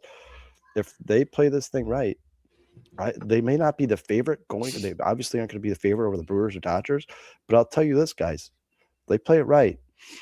I bet you the Brewers and Dodgers are like, damn, I don't want to play the Cubs in the playoffs. Like, are we a better team? Probably, but that offense is just scrappy. They just put a lot of pressure on you. Figure out a way. Yeah, and you just beat the Brewers with what? Who was it? Who did we pitch against the Brewers, Sean, in the 3 games? David Peterson. Didn't Bryce Wilson start that game? Yeah, David Peterson, and then you had that bullpen game, right? It was Bryce Wilson, and who pitched game 3? Colin Ray. And you took 2 out of 3 for the Brewers. Baseball's a weird sport, man. It's very fickle, and that's how good the Cubs offense is. That's how good they are. Just imagine if they had a much better pitching staff like they planned on when the season began. As we flip the script here, we talk about a couple of these trade rumors that have hit the hot stove over the week. The Athletics' Keith Law has said that the Angels have briefed him on their pursuits and are interested in acquiring a young catcher. Owen Ayer's name has popped up as the number 10 prospect in the Chicago Cubs organization. That his name is being connected to a guy that I brought up last week, and I thought the Cubs should be entertaining this. This was Jose Soriano and Reed Detmers, who are both under control for an additional 2 seasons. But the caveat to this is the Angels are under control right now of interim GM John Mozeliak. So there's questions that come. Will an interim GM, make decisions that affect the team's future? Because you have Jose Soriano, 27-year-old, young pitcher, cost-controlled for another 2.5 years, hard throwing in between 97 and 90 miles per hour, solid strikeout rate, 24.8%. His metric ground balls is phenomenal, 52% this year, 59% for his career. The fit is pretty straightforward for the Cubs. The fit's pretty straightforward for the Angels. Cubs are looking for controllable pitching. They're looking for a high-end bat behind the plate. The biggest question, again, however, is if the Angels would actually trade him, because this is a valuable asset, a pitcher that they can actually build around for their future instead of a catcher, because as we all know, pitchers are a little bit harder to come by. When it comes to Reed Detmer, not having the greatest of years, but a pitcher nonetheless, young, 27 years old, again, 2.5 years cost control. He would be a key cog and maybe a guy they'd be a little bit easier to let go of in Los Angeles than a Jose Soriano. 416 earned run average. Underlying metrics are a lot better. 327 X earned run average, 322 FIP, a 27% strikeout rate, and a 7% walk rate. Those numbers tickle me up a little bit right there. A 7.5% barrel rate, another thing that makes me really happy. So sometimes, like we talked about last week, you can't just look at that earned run average and say this guy sucks. You have to dig a little deeper into the numbers. Now, his numbers are also up a little bit because he's going through a frustrating 5-game stretch right now where he has a 574 earned run average.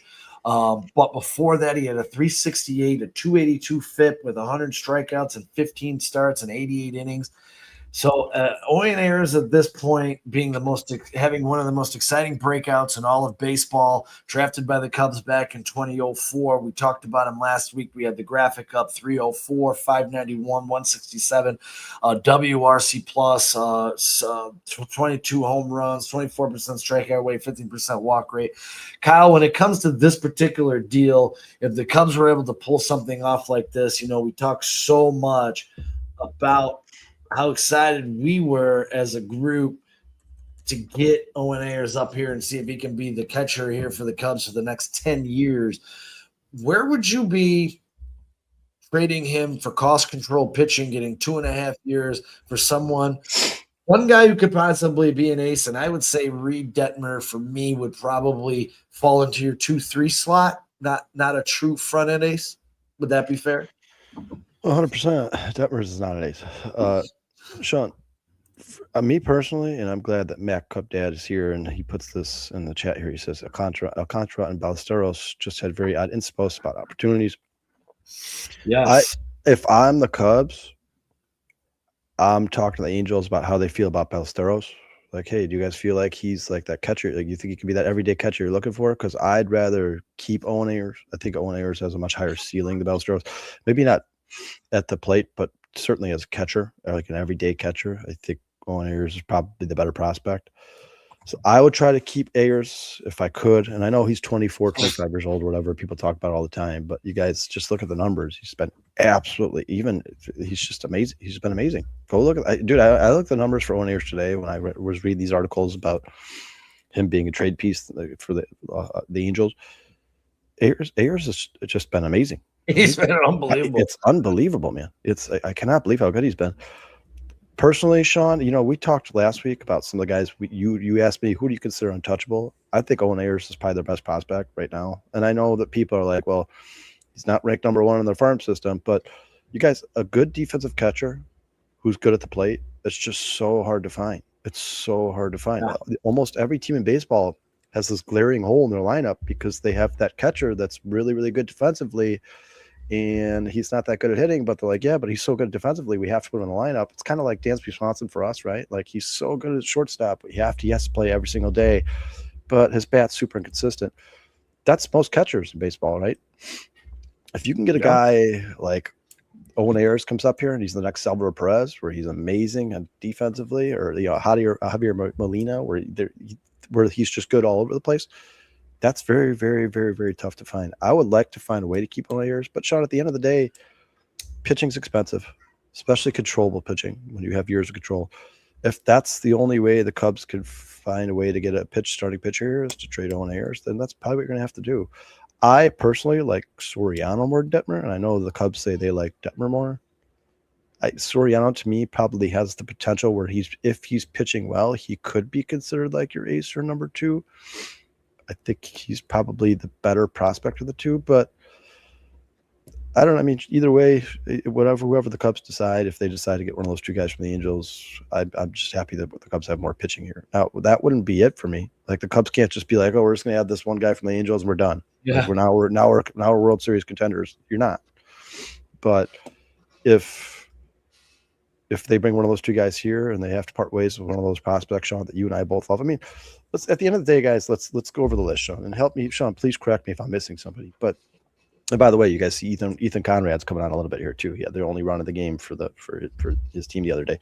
You got Ethan Conrad, Josiah Hartshorn, Pedro Ramirez, Moises Ballesteros, Owen Ayers, Kevin Alcantara, Pedro Ramirez. I mean, who am I missing? Who am I missing? King Kepley. I mean, King Kepley, yeah.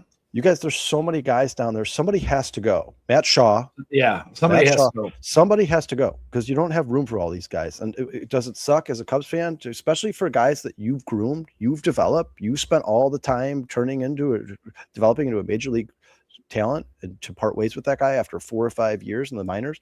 Yeah, it sucks. It's awful. It's like bittersweet, but at the end of the day, the Cubs need pitching. And remember, guys, Jamison Tyon's going to be a free agent. Showdown Managa's going to be a free agent. Matthew Boyd's going to be a free agent. So this isn't just a move the Cubs are making for 2026 to try to win a World Series. This is a move the Cubs are making because next year, if Cade Horton and Justin Steele don't come back healthy, they don't have any pitching. They have Edward Cabrera. That's it. So, and I think Colin Ray's a free agent too, right? So I understand what the Cubs are doing. I understand if they start parting ways with some of this young talent to go get pitchers. Just do me a favor, man. Go get like a legitimate bona fide starter. Don't do this thing where you go get a Michael Soroka and you're like, well, maybe we can win, maybe we can't. So we'll bring here somebody who can maybe help us win, and maybe they can't. Like, if you're going to do this and you're going to part ways with like Josiah Hartshorn or Ethan Conrad or Owen Ayers, one of those badass prospects you got down there, the guys who are almost guaranteed to be major leaguers, if not stars, go get a really good starter. And I know that the Cubs have already come out and said we're not going to be involved in the Tariq Skubal conversation. We're probably not going to be involved in the Joe Ryan conversation. You don't have to be. Sean, the guy that really, really, really interests me, and I know you asked me about the Angels starters, but Emerson Hancock from Seattle, that one to me is interesting. I have his numbers up right now. Emerson Hancock, another pitcher who is under cost control for 2.5 more years. Well, he was a first-round pick, wasn't he? That I don't know. I think he was like the fifth. If I remember correctly, I think he was like the 5th pick in the draft. I think Emerson Hancock was supposed to be really good, and he kind of fits that Cubs mold, right? His fastball is around 95, 96 miles an hour. The Cubs always consistently say we don't like flamethrowers; they get hurt too much. That's right up the Cubs' alley, right? And he's up and coming. Like, he's only getting better. I think he's still relatively young. I don't think he's had a ton of major league experience. Emerson Hancock to me is a guy that's very interesting. And you know, how many times have Seattle come out? You guys, Seattle's made it clear as day that they want a good right-handed hitter. They want a good right-handed hitter. So would Matt Shaw interest them? Right? Moises Ballester, maybe Pedro Ramirez, a switch hitter. One of those guys, maybe you throw in a James Triantos. Can 2 of those guys get a guy like Emerson Hancock here? That's a team that I'd be talking to. Like, they want a good right-handed hitter, and the Cubs have a lot of good hitters. So there's 2 tails behind Emerson Hancock here. In 2017, he was drafted in the 38th round out of Cario High School. And then back in 2020, he was redrafted out of the University of Georgia in the 1st round as the 6th overall pick. So he was drafted actually twice, which is common in baseball. Correct. And when it comes to Emerson Hancock, you get into what he's done this year: 97 strikeouts behind 26 walks, 105 innings pitched, a 316 earned run average. He is holding a 6-4 record on a subpar team. He's got a FIP of 372, a WHIP that is 1.00 on the dot, and averaging 8.3 strikeouts per 9 innings. If they were looking for a positive right-hand hitter, Emerson Hancock would be someone that fits the bill. Would that be a guy that you feel, we make this move, we can make a run at the division? And I just want to say this. I know a lot of people are saying the division is out of reach for the Cubs. I don't believe so. I believe. Look, I know 6 games is a tall mountain to climb, big glass to drink, but you got to look at it this way. Cubs got to stay at 6 games. You have games left against the Brewers. You have to win those head to head, and some luck has to go the Cubs' way, and some non-luck has to go the Brewers' way. The Brewers have been lucky since April 1st. At some point, things are going to have to. The wheels have to fall off. They have to go through some kind of stretch. Yeah, but here, they're not the best team in baseball. I would say yes, that the 6 games isn't a big deal. That doesn't scare me. That's teams have overcome. Dude, the Brewers overcame that against the Cubs in 1 week last year. Like, that's possible. Here's the problem, Sean. The only problem I have with the division, I said this earlier. I said this a couple weeks ago.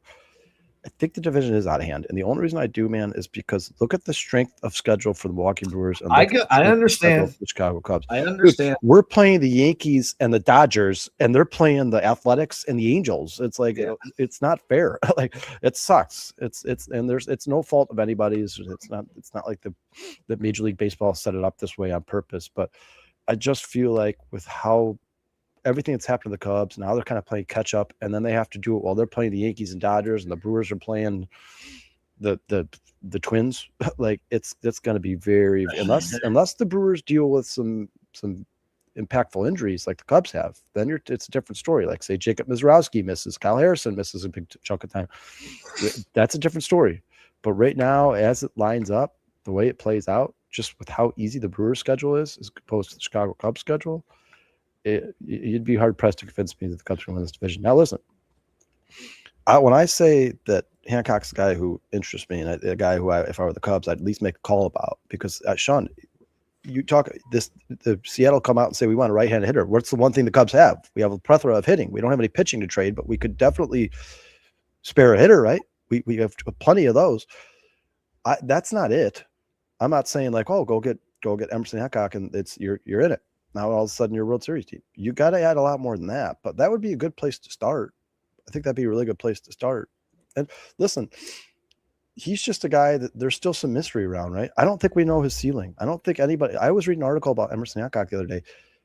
They were like, we don't really know what took. This guy could get a lot better. He could end up being the first round pick he was supposed to be. He could end up being one of the best pitchers in baseball, or he could continue to be the guy he is. And kind of like, I think somebody in the chat said earlier that they compare Soriano to Quintana. Like, I don't want one of those. I don't want a guy who the Cubs organization tells us at some point this guy's gonna have a sub-2 ERA. He's amazing, and you're like, no, Quintana's been in baseball for 9 years. Like, this is who he is. This is Quintana. He's a 4 ERA guy. Emerson Hancock's not that guy. He's different. I don't think we've seen the ceiling yet. And if he gets better than he has been pitching this season, you're talking about a guy who could fill in as, like, maybe in a small stretch, play like that ace role, or a good number 2. And you get Cabrera back, maybe you get Ben Brown back, then your rotation looks a lot better. But Sean, obviously you and I both agree that most of the work at the trade deadline needs to be done in the bullpen, right? Yeah, but you still need another frontline starter, and Sure, absolutely. I'll be honest with you here. You know, he's coming on strong here in the month of July. Through his 3 starts, he had a 1.23 earned run average. Seattle is out of it, and you know, a name that no one's talking about, and the guy I brought up a little bit earlier in the show, the Blue Jays are out of it. Go kick the tires on Dylan Cease. I'm just saying. I mean, the Blue Jays are out of it. I mean, that's a big contract for the Cubs to take on. Yeah, I would love that. I just don't think, Sean, if you read the article that I think it was Bruce Levine, he said he's been talking to the Cubs brass, the Angels brass, like all these. He's talking to the front offices. He's getting this information, guys, directly from the teams. This isn't hearsay. This isn't like rumors. This isn't like, oh, my ideal trade scenario. This is him talking to the teams. By all accounts, guys, the Cubs are not going to swing for the fence. They're not going for Dylan Cease. They're not going for Tariq Skubal. They're not going for Joe Ryan. Now, I think if something like fell in their lap, like if Minnesota called and was like, hey, guys, we're not getting the trade offers we wanted, we'll give you Joe Ryan for Matt Shaw straight up, then yeah, obviously I think the Cubs would be like, yeah, 100%, we'll take that all day. But unless something like that happens, I expect it to be one of these Emerson Hancock or Detmers, or just one of these guys who have played well, pitched well, but the Cubs think they can get more out of them. They think they'd be better in front of a good defense, you know, like that type of guy. I don't think they're going to be in the all-star conversation. I just don't. And I believe it's 2 games off. 2 games off, but the Cubs did lose an off day for that makeup game on 8-6 versus the Blue Jays, but they are off on 8-10, and then they're off on 8-20. So they will have only 2 days off, but that is a valid point, Mad Cub Dad, that the Cubs have to get people back healthy, and they got a long stretch against good teams, and they're not going to have a lot of rest in between that. Not a lot of days off, travel days. It's going to wear and tear. It's why we call it the dog days of summer. But you know what? This is where the contenders separate themselves from pretenders. And if the Cubs are going to be contenders, they have to take this tough schedule. They have 7 left against the Brewers. They got 7 left against the Cardinals, 3 against the Braves, 3 against the Dodgers, 3 against the Yankees, 3 against the Red Sox, 3 against the Red Sox, who I don't think the Red Sox have lost since 2025 at this point. I don't even like you saying it, man. You literally just named all the best teams in Major League Baseball. Oh, and don't forget, the White Sox will come into Wrigley Field motivated too. Yeah, they're only winning their division, right? Like that's Sean, what you just said right there. That's why if the Cubs won this division, then it's the most impressive. Oh, and Kyle, don't forget I've ever seen. don't forget the streaking Miami Marlins, who have put themselves in the wild card contention, are also in the schedule as we have to travel down to Miami. Yeah, and real quick, I want to put a brutal schedule. I want to put something to bed real quick, because Sean, since you brought up Miami, Sandy Alcantara, no. No, I dug deep into Sandy Alcantara's numbers, guys. That 2022 season where he won the Cy Young. Outside of that, go look at his career ERAs year by year, Sean. 5, 4.5, 3.9. Here, Kyle, I told you this when they did it. It was I'd rather have Cabrera. I'd rather have Cabrera than. But Sean, his name is starting to circulate in trade rumors again. If Miami thinks that they're not going to stand a chance of making the wild card, winning World Series, that maybe they'd be somebody they'd be willing to part with. I don't want him. I don't want him. I don't want. I do not want him, man. I looked at those numbers yesterday. I'm like, why? It's like sometimes you just start to hear things and subconsciously you're like, well, Sandy Alcantara's a really good pitcher, right, Cy? Then you really start looking at the numbers. You're like, oh my God, this guy outside of 1 year, he's never been good. He's not great. He's got a 401 earned run average this year. The Cubs had those 5.3 last year. I mean, he had that one season where he had sub 3, and then he had a season where he had a 3. And the other 67 years he's pitched, he's been below average. I know I might get beat up for this right now, and I'm okay with it. I'll take it on the chin, but I was the guy who wanted Cabrera over Alcantara. Sean, Tim agrees with you. Tim agrees with you. Who what? Tim agrees with you in the chat there. He says, agree about Cabrera over Alcantara. 100%. Sean, I agree with you too, man. Here, I'll be honest. I don't think we've seen the best of Cabrera yet. It sucks that this season kind of fell apart on him. He still has a chance to come off of the DL and right the ship here, but I think long term, I think Cabrera is going to pay off and he's going to be just fine, even if he falls into that third slot where he has that, he's that solid third guy in the rotation. It comes without. We'll see how Cade Horton returns, but for me, the Cubs are still without that true number one guy. I mean, we could call it Matthew Boyd or Shota based on what they've done over their past bunch of starts, but for me, I think the Cubs still lack a true number one, and they have ever since Cade Horton went out. Yeah, they're here. They're just not here. And it's really unfortunate for Cabrera and Erica. Hard pass on Gausman as well. But what's really unfortunate for Cabrera is it wasn't even a pitching injury. I know the guy's been dealt with injuries his entire career, but it wasn't even he was just trying to cover first base. Trying to cover first base. And it was a bad throw by Michael Busch. I'm not trying to throw Michael Busch under because I love Michael Busch, but it's just like it had to happen, right? Like it could the way everything was going for the Cubs. He had to do the splits and tear his groin or whatever he did there. Like it wasn't a pitching injury. So all these people are like, yeah, well, you traded for Cabrera, who's had all this huge injury past, and here he comes and he gets injured. What a surprise! Like, no, it wasn't from throwing. It was just a freak accident. Like, I agree. Sean Cabrera's gonna get. Is he an ace? No, but is he gonna be better than he's been for the Cubs? I believe so. 100%. I'll tell you this too. I think that all this has changed if the Cubs just opened up that checkbook and again they signed Dylan Cease, because you're like, if you're looking at the beginning of the year and Horton went down, you're still kicking rocks, but you're like, well, we got Dylan Cease, we have another ace in the rotation, we'll be okay, we'll right the ship, and then you have a guy that you're going into the playoffs and you're starting and feeling pretty confident about what he can do for you in that game one start, and then backing up with Boyd and Shota. I mean, I like what Boyd and Shota have done. I like him a lot better with a true ace in front of him.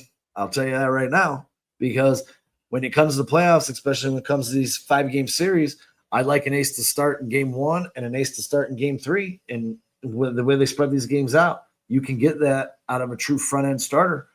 And then turn this over to the bullpen. Even if you get your ace that gets you into 5 innings, you turn it over to X reliever that you signed, bridge that gap, and get it to Palencia. You feel a lot better. And I'm interested because they did say, don't expect the Cubs, like you said, Kyle.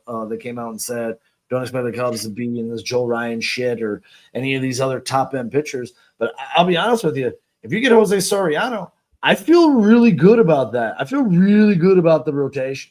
Like all of a sudden, my mind's changed. Well, and I think the Cubs have made the decision, guys. And real quick, Sean, Tim asked the question: if the Cubs do actually pull off 2 good starters at the deadline, could you see a scenario where Jameson gets DFA'd or put on waivers? I don't see that happening. But it wouldn't surprise me if the Cubs wanted a good starter who's owed a lot of money, that they would include Tyon in a trade where they're basically saying like, hey, we want 2 starters and we'll give you Tyon, but just to take his contract because we don't want to hit that second tier of the luxury tax, which I believe is what, Sean? I think it's 165 million, and the Cubs are spending 156 million right now. So that the Cubs don't want to hit that second luxury tax. We know that the Cubs do not ever want to hit. They're not like the Dodgers where they're like, we'll hit every luxury tax you got. We don't give a shit. You can penalize us all you want. That's not the Cubs. They don't want to hit that second luxury tax. So if it meant like getting rid of Tyon just for to get rid of his contract, which if you DFA him, guys, you still got to pay him. So yeah. I could see a scenario where they include him in a trade so they can just get that contract out of here. But no, I don't think he's going to be DFA'd. Or I think Craig Counsell has a lot more respect for Tyon than the fan base does. Yeah. But yeah, Sean, I have a lot of respect for Tyon. I know that's going to probably not. I have more than most people, but I understand the frustration. I get it. Here, this is probably the ERA last year in baseball. Oh no, not I don't think in baseball. But I think it's his last year, man. I don't know, velocity man. That velocity dip just tells you, man. The end sure, but he could do the Colin Ray thing. He could do the I'll give you the 5th and 6th inning if you guys are in trouble. But kind of like Kyle Hendricks kind of situation where maybe he should have retired a year prior than he actually did. But I'll say this about the Cubs. I think they have already told themselves, guys, that if they're going to win a World Series, it's going to be on their bats. They're not going to go get Joe Ryan. They're not going to get Tariq Skubal. They're not going to be like Sean just talked about, that guy who pitches game 1 and game 3 in the World Series. That's going to be Matthew Boyd, or it's going to be Soriano, or it's going to be Imanaga, and they expect to score more runs than the other team. That's how the Cubs think they're going to win this thing, and it sucks because it should be Cade Horton, should be Justin Steele, should be Cabrera. That should be your 1, 2, 3, but it's not. We're now in the situation we're in due to injuries, bad luck. That's how the sports work out. But they do, I think 100% they believe if they're going to win a World Series or even have a chance at winning a World Series, then PCA and Alex Bregman and Seiya Suzuki and Ian Happ and Michael Busch are going to have to carry them to it. Yeah, and that does become a problem. But at the same time, if you really want to get this going, you just pep up that bullpen, man. Pep up that bullpen, because if the Cubs put up 4 runs in a playoff game, you're not going to be looking at very much more, because every other team's bullpen is going to be top notch.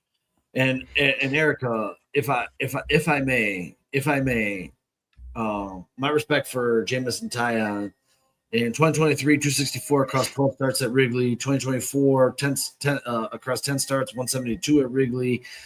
Game 3 starter against the Milwaukee Brewers. Gave up 2 runs and helped the Cubs secure the victory at Wrigley Field. His splits have been a little off this year, but his home earned run average hasn't been as stable this year, but he's dealt with a lot of injuries. Again, I personally think he's totally at the end of his career, but he's been an inning eater for the Cubs, averaging over 165 innings per season. Obviously, that's going to be down this year with multiple splits. Was down last year as well, only 130 innings pitched. In his first couple of years, he was a reliable, high strikeout guy, low walk guy, kept Cubs in ball games. I think people look at the fault and say he gives up home runs, he gives up this. The Cubs signed him to be exactly what he was, a 4th or 5th starter in the rotation. They didn't say, hey, we're signing Jameson Tyon to this contract and he's the number 1, number 2 guy. No, we need him to solidify the back half of this rotation. And in my personal opinion, I think that's exactly what he's been. And those pitchers have their ups and downs. I don't know where you're. He's very similar to Quintana. Very similar to Quintana. Like, he's going to go out there some days and you're going to be like, why does Quintana look like the best pitcher in the world? Like, why does he have 9 strikeouts through 6 innings? And the Cubs, he looks like he's dominating the opposing hitters. And then he's going to have starts where you're like, why does Tyon look like the worst pitcher in the world? Why is he getting his ass whooped by the Vegas Athletics? Like, that's who Tyon is. Oh, boy. That's who he is. But at the very least, and listen, Erica, I get it. I understand why you're upset. You have every right to be upset, because this is 100%. It's in its recent memory, right? This has been Tyon's worst year on the Cubs. Like, he's just hasn't been. 100%. We saw it in the we saw it in training camp, or in the summer league, whatever, Arizona Fall League. We saw it. Like, Sean talked about it numerous times going into the season. He's like, I'm super concerned about Tyon. Why is his fastball down 3 miles an hour? It doesn't make sense. Yeah, maybe he's just an aging pitcher and he's starting to run out of steam. But at the end of the day, the guy has eaten up a lot of innings for the Chicago Cubs, and he has, for the most part, especially at home, given the Cubs the opportunity to win ball games. He's done it a lot. He's done it more often than not at home. And like, you guys, look at even his last start. I was going to say, even his last start, Yeah, even that first inning. The first inning, he clearly looked rusty. Clearly, you could tell he was not back into true form. It took him. He should have had a long bullpen session before the game, and they should have planned on him pitching 3-4 innings. That's it. Yeah, the first inning he wasn't ready. He went out there. He was throwing meatballs. He was getting his ass whooped. But after he settled down, after Jameson Tyan settled down, and they talked about it on the broadcast numerous times. Once he settled down, he looked really good. I don't know. Is Tyan the best pitcher in the world? No, obviously not, guys. Not a question. But for a guy who you consider your number 4 or 5, you could do worse. Yeah, I just think he's given us some dominant stretches, and people forget about it. And if I go back and look, man, in 2024, during the season, he had a 10-game stretch with the Cubs at Wrigley Field, where the Cubs were 10-0 in his starts, and he had a 1.72 earned run at. And you're talking about your 4th or 5th guy. And I understand, it's like Kyle said, it's what have you done for me lately? And people are looking at it now, and he's only pitched 72 innings this year, and he's rough, but he's old. He's old. It's time to pack it in. Sean, there's nobody who's more disappointed in what's happening with Jameson Tyan than Jameson Tyan. 100%. You can almost. You know what? Sometimes the body just tells you when, man. Yeah, you can almost see it in his face. You can almost see it. When he gave up that second home run he gave up against Detroit, when he turned around and watched it leave the park, you could almost see in his face like he was like, this is it. This is probably it. This is probably going to be it. And it's sad because, like I said, you guys, when you talk about 4 or 5 rotation guys, they're inconsistent. That's why they're 4 or 5 rotation guys. If they were just terrible, they wouldn't be Major League Baseball. And if they were really good, they wouldn't be 4 or 5. They'd be 1 or 2s. That's what 4 or 5s are. They're just inconsistent. And that's what Tyan is. Erica, you're not going to like this. But I'd probably go Tyan, but I'd hope it would be neither, to be honest. But if I had to choose, I would probably start Tyan. Yeah, you know that Ray is probably going to give up 3 or 4 runs, which is for Ray is not that bad. Like, right? That's you give up 3 runs, the Cubs could win that game. But Tyan goes stretches where he's dominant and he gives up 0 runs. Sean, you just talked about that run in 2024. I remember that run. It was amazing. Yeah. Tyan was amazing. He was the Cubs ace for that stretch. Yeah. If he has one of those games left in him and he gives up 1 run or 0 runs, then you're shooting for the ceiling, right? Like the ceiling of Tyan is better than Ray. The ceiling of Tyan is better than Colin Ray. I'll tell you this. If we're getting an elimination game and that's the best we got, Cubs are probably getting eliminated. Yeah, you're probably all she wrote. Yeah, well, let's hope it doesn't come down to that, please, God. And this is why it's all important. And you know what? We're going to know by the time we're back on this show next week. Oh, no, actually we won't because the trade deadline is Tuesday. So we might have to do a special show, Kyle, to talk about what the Cubs did. Because it's going to be very interesting as the trade deadline approaches. I believe it's Tuesday at 5 o'clock or 6 o'clock. Isn't it the 3rd? I thought it was the 4th. Let's see. MLB trade deadline. Not this Tuesday. No, it's August 3rd. August 3rd. So it's Monday, August 3rd. So I was wrong. Monday, August 3rd at 5 p.m. Yeah, so, but you guys, by next Saturday, the trades may not be made, but you should know what these teams will be talking, and you'll start to hear rumors here and there. You should know where the Cubs are looking, where they're leaning. Remember, we were hearing about Soroka a week before the deadline, man. It's something the Cubs were talking about, and I think hot stove should be cooking here shortly, right? The writing will probably be on the wall. They may have not finalized the deal, but you'll know who the Cubs have narrowed it down to. You'll know who they're really, really interested and who they're just making calls about. Like, hey, what do you want for him? Okay, we're out. No, thanks. Too much. You'll know who. And to answer that question for you, Erica, I would probably go Assad because Assad pounds the ball into the ground. Tyan puts it up in the air. If I was between those two, I'd probably give the ball. I'd probably let Assad spin the leather ahead of Tyan. Where are you at with that one, Kyle? Maybe like a combination, right? Maybe I would say combination, but if you had to start one, Assad would start the game for me, and because Assad, usually his first 2 innings, he's really good. Where Assad starts to fall off is the second or third time through the rotation is where Assad starts to lose it a little bit. But yeah, maybe you go Assad 2 innings, tie on 2 innings, and then hopefully you could hopefully at that point you have some high leverage bullpen guys here that you traded for, and they can come in and take the if it's an elimination game, you do whatever you can, right? I mean, you do whatever you can. You remember last year at the deadline, the Cubs, what was that? What was the dude? I can't remember his name. They got from the Orioles with the big beard. Kip. Someone help me out here. I can't remember. Starts with a K. And they went and got Soroka. I mean, they tried to work. Last year at the deadline, they went and addressed their weaknesses. Okay, they really did, and I expect Kittredge. Same. I just hope it's a step up. Kittredge. Yes. Thanks, you. Eric. Thanks, Parker. I would expect them to hopefully make a step better. And, last week we talked about the possibility of a Aroldis Chapman reunion. You can put that to bed because what have the Red Sox won? 95 in a row. They just said they are all in and they're boosting their roster come playoff time. So, or come trade deadline.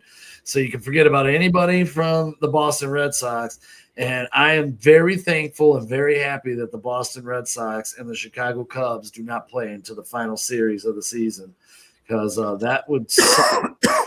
And they did lose their losing streak, but they are they've won like 21 of their last 22. The Boston Red Sox, the hottest team in baseball. They almost set the record.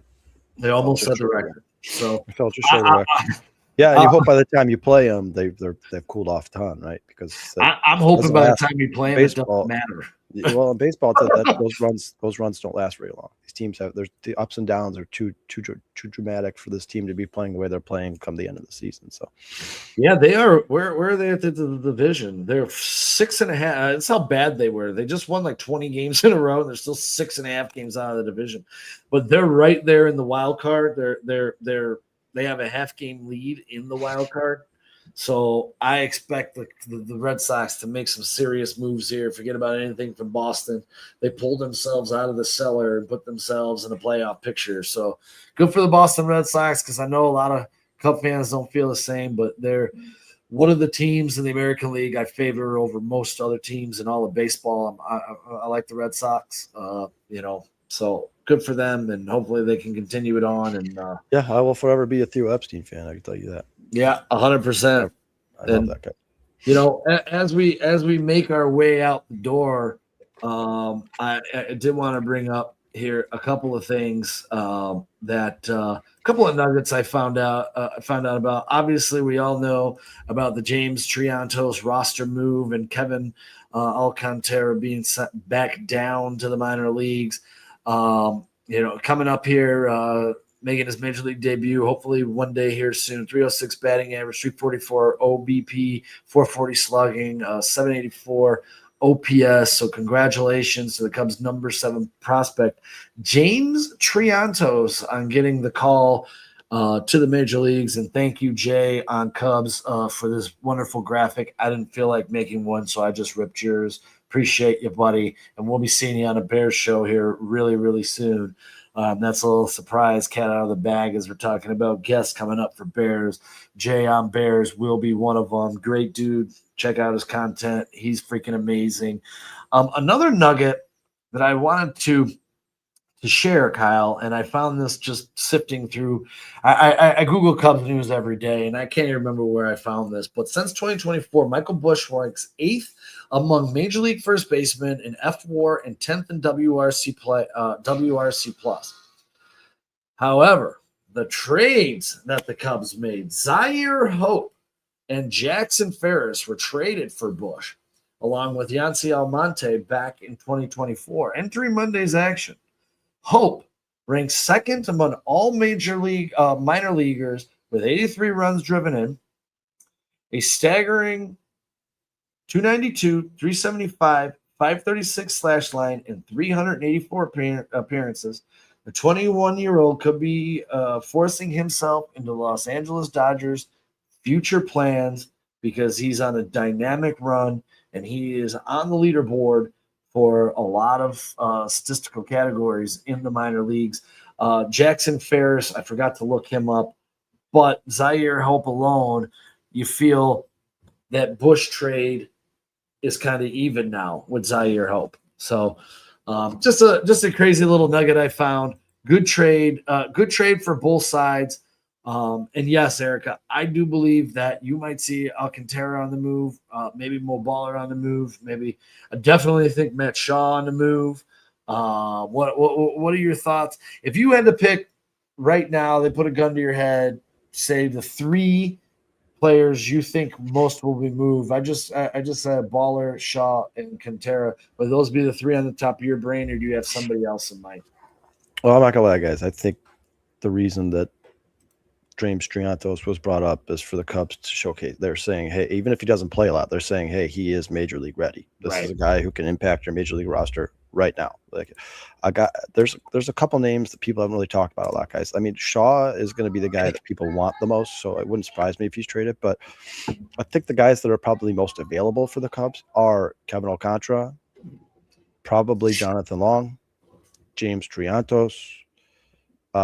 Maybe even you talk about like a pitcher, like a Mason McGuire, like that, or there's a lot of different guys who are. I think the Cubs will be available, but Matt Shaw is probably that guy that teams are most commonly asking about. I think Matt Shaw is probably the guy that people are asking the most about. But I think that James Triantos, you see, Tim agrees, but he says you are correct. That's exactly why Triantos. I said that to Sean when they made the move, guys. I'm like, that's just a weird move to make. The Cubs don't need hitting right now. Why are you bringing up a hitter? They don't need hitting. They're in pretty good shape when it comes to the lineup. I think they brought him up because they were like, hey, look what this guy's done in minor leagues. It's time for him to come out to the majors. He's ready to make an impact on a major league roster right now. So if you want him, don't get him. I think that's exactly what that move was. But yeah, ultimately, Sean, if I had to pick one guy, Matt Shaw is probably the guy who is their biggest trade chip. Yeah, unfortunately, but yeah, because I like him. I like him a lot. If you want to improve, you got to give up something, man, and it's not just going to be. It's not going to be anybody. It's going to be somebody. You know what I mean? And Matt Shaw brings so much value because not only is he a really consistent hitter, but he can play. I mean, if a team's like, we need a right fielder, all right, well, there's Matt Shaw. We need a third baseman, all right, well, there's Matt Shaw. We need a second baseman, all right, well, you got Matt Shaw. We need a left fielder, okay, well, you can have Matt Shaw. Like, he literally can basically do anything. And I think them using him as that super utility man, that platoon guy, even though they did it also because he's so athletic and because he can help this team out in so many ways, I think they also did it to showcase him and say, look, this guy is one of the most versatile players in all of baseball. He's just an athlete. He can do basically whatever you ask him to do. And they knew probably down the road at some point that was going to become really valuable as a trade chip. I think that's probably part of the reason that they did what they did. Well, we unpacked. Sean, would you say that the writing was kind of on the wall for Matthew Shaw the second they signed Alex Bregman? Yes. And it's unfortunate because I have a feeling that you missed on Cam Smith and you missed on Matt Shaw, that you actually drafted 2 studs and you're going to watch them be studs elsewhere. And that sucks. Yeah, what I love that Cubs fans who are like, you know, they always want the Cubs fans who are like super optimists, like a Cubs, everything the Cubs do is right. Cam Smith sucks. Yeah. Cam Smith's 21. He's 21 years old. And by the time he's 23, Cam Smith's going to be one of the best outfilders in all baseball.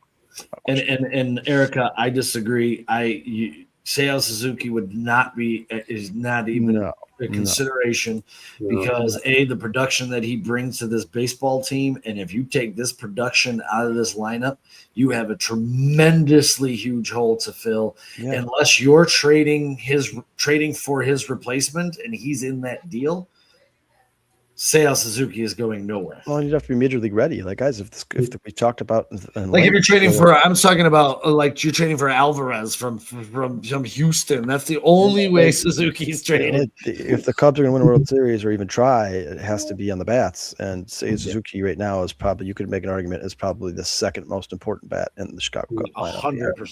100%.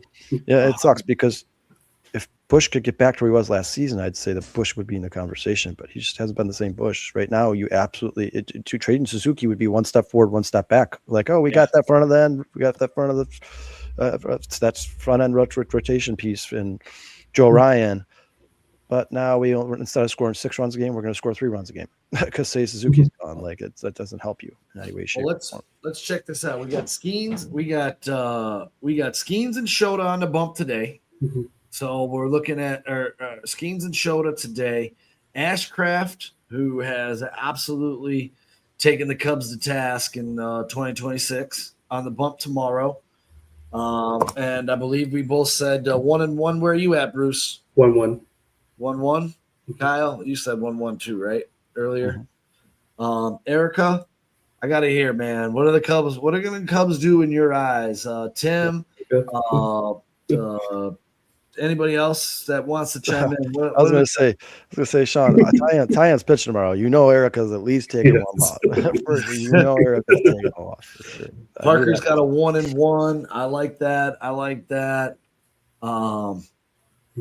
Yeah, and when it comes to like trading Hap's got a no trade clause, and I just think that Hap's heart is in Chicago, and I think management holds his heart in their hands, and he ain't going anywhere. Yeah, I mean, you guys, what's crazy is I believe, if I'm not mistaken, Ian Happ is the longest tenured Chicago athlete, not Cub. Yeah, and don't forget, we put this up. They love him. This is absolutely incredible. This, I don't care that it's the Pirates. Where the hell did I just do with that? This is an absolutely incredible freaking stat, dude. Like, absolutely insanely good, dude. Like, they should name it Hap Park instead of PNC Park. Like, I mean, if you notice the difference with these names, those other guys are actually Pirates. like it is absolutely insane what he does in Pittsburgh, and hopefully that continues today. And I'll tell you, for the time that he got on base yesterday was probably one of his most important times getting on base for the Cubs in Pittsburgh, because he eventually came around to score the go-ahead run. Sean, Tim's got him at 0-2 against the Pirates. It's a bad Tim 0-2 versus no faith against Skenes. All right, Tim 0-2. Well, let's get to the week here we got ahead of us. Erica, remember when Rizzo left, that was the end of a generation. That was the Cubs saying, this championship window with Rizzo and Bryant and Baez, it's done. So at that point, they were like, there's no point to holding on to any of these guys. If anything, it would just be to appease the fans. And they were like, let's just burn it down to the studs. I can tell you this for a fact, Erica. Trading Anthony Rizzo hurt their hearts. I can tell you that. That absolutely killed him. He's an ambassador now. He's back with the club. Yeah. Now he works for the Cubs again. But I can tell you for a fact, the Cubs, if there's one guy they wanted to keep here during all that mess that was that the fall of the 2016 Chicago Cubs, it was Rizzo. That's the one guy they wanted to keep here, but they couldn't pass up the prospects that what Yankees were willing to give them. I understand it, but right now this isn't the end of a run, right? Perhaps not. No, this is the beginning. They're right in the middle of it, right? Yes. So we got the 4 big ones against the Cardinals coming up. I know we talked about this earlier, but we had time to go through some stats and ponder a little bit. Erica, I'm going 3-1, man. Erica's still going 1-3. She's not changed her mind. We have not convinced Erica. she's going. I respect it, man. If that's hopefully you're wrong, Erica. But if you're right, then props. 3-1. I think we're going 3-1. I'm gonna go with you guys as well. I think the Cardinals have cooled off. You know, everyone was like, "Oh, they're having a White Sox type season." The difference is the White Sox haven't cooled off. They have. Their bullpen has collapsed. I think the Cubs work these starters in St. Louis. I'm going Cubs with Kyle, with Bruce. I'm taking Cubs 3-1. Tim's going 2-2. That's. I almost just changed my mind to 2-2 because Peterson and Colin Ray scare me in these first 2 games to open the series. I think Boyd. Yeah, does Liberatore? At some point, the Cubs got to get to Liberatore. He's not good. They got to get to him, man. That guy's not good. And the Cubs are hotter now than they've been the previous times they were playing the Cardinals. So they're more. I should say not hotter. They're more consistent now. They got to get to Liberatore, man. You just got to work. You just got to work Liberatore. Long at bats. I'm telling you, he's not that good. I'm kind of here with Parker, man. I want 3-1. I could see 2-2. Yeah, like 2-2 wouldn't surprise me. It wouldn't. I'm going to stick with 3-3 though. I'm going to stick with 3. Honestly, you guys, if the Cubs bats are hot, a sweep wouldn't surprise me. I agree 100%. I just listen. All I can do when I look at baseball teams to start the season, the off season, is look at the roster on paper. You don't know what to expect. Like Jordan Walker's playing out of his mind. We didn't expect Jordan Walker to do this. He hasn't been this guy in the past. All of a sudden, he's one of the best hitters in baseball and wins the home run derby. But when you look at them on paper, they're not that good. The Cardinals aren't that good. I don't know how they've done what they've done. And Sean, like we talked about earlier, if you look at the luck metrics, and I know it's crazy, but they exist. Luck metrics are a thing in baseball. In baseball, they do. The Cardinals are number one with good luck. Number one in all. They have had 2 pitchers this season on the IL. 2. The Cubs have had 17. Yeah, Cardinals have had 2. I don't know. Someone said in here the Brewers have had a ton of injuries.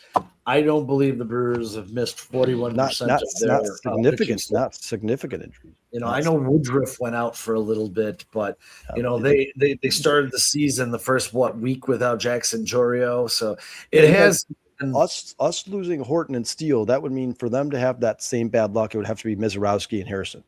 That's what they would have to lose, and then they would be dog shit. The Brewers would be dog shit. The momentum from yesterday to kick into the weekend with this masterful performance by one Matthew Boyd. Hopefully we'll continue on today, and the Cubs find a way to get to Mr. Skenes. 5:41 pitch from beautiful PNC Ballpark. I know everyone in this chat will have their eyes peeled to the television screen, as will I, as I hope the Cubs can extend this postseason wildcard lead. As we go into today's action, one last look. Cubs hold that 3.5-game lead. Pirates hot on the heels of getting into the wildcard picture 2 games back. And obviously our next opponent, the St. Louis Fucktards, are 2.5 games back. Everyone's nipping at the heels of the Chicago Cubs. So let's keep this hot streak going. And until we see you all next week, stay tuned. Don't forget, Monday, we will be live on the air talking Chicago Bears training camp, as rookies will report today, and we'll have some veterans reporting on Tuesday. We'll get you some information. We'll chop it up. Until then, stay safe. Go Cubs. Bear down. Love you all. Thank everyone for joining in this chat today. Love you all. Appreciate you, Parker, Tim, Erica, Cubs Dad. Appreciate all you guys, man. Thank you so much for being here. As always, man. You guys take care of each other. Take care of yourselves so you can take care of each other. Bruce, Sean, love you. And there's a Brooklyn. Peace, everybody. Peace.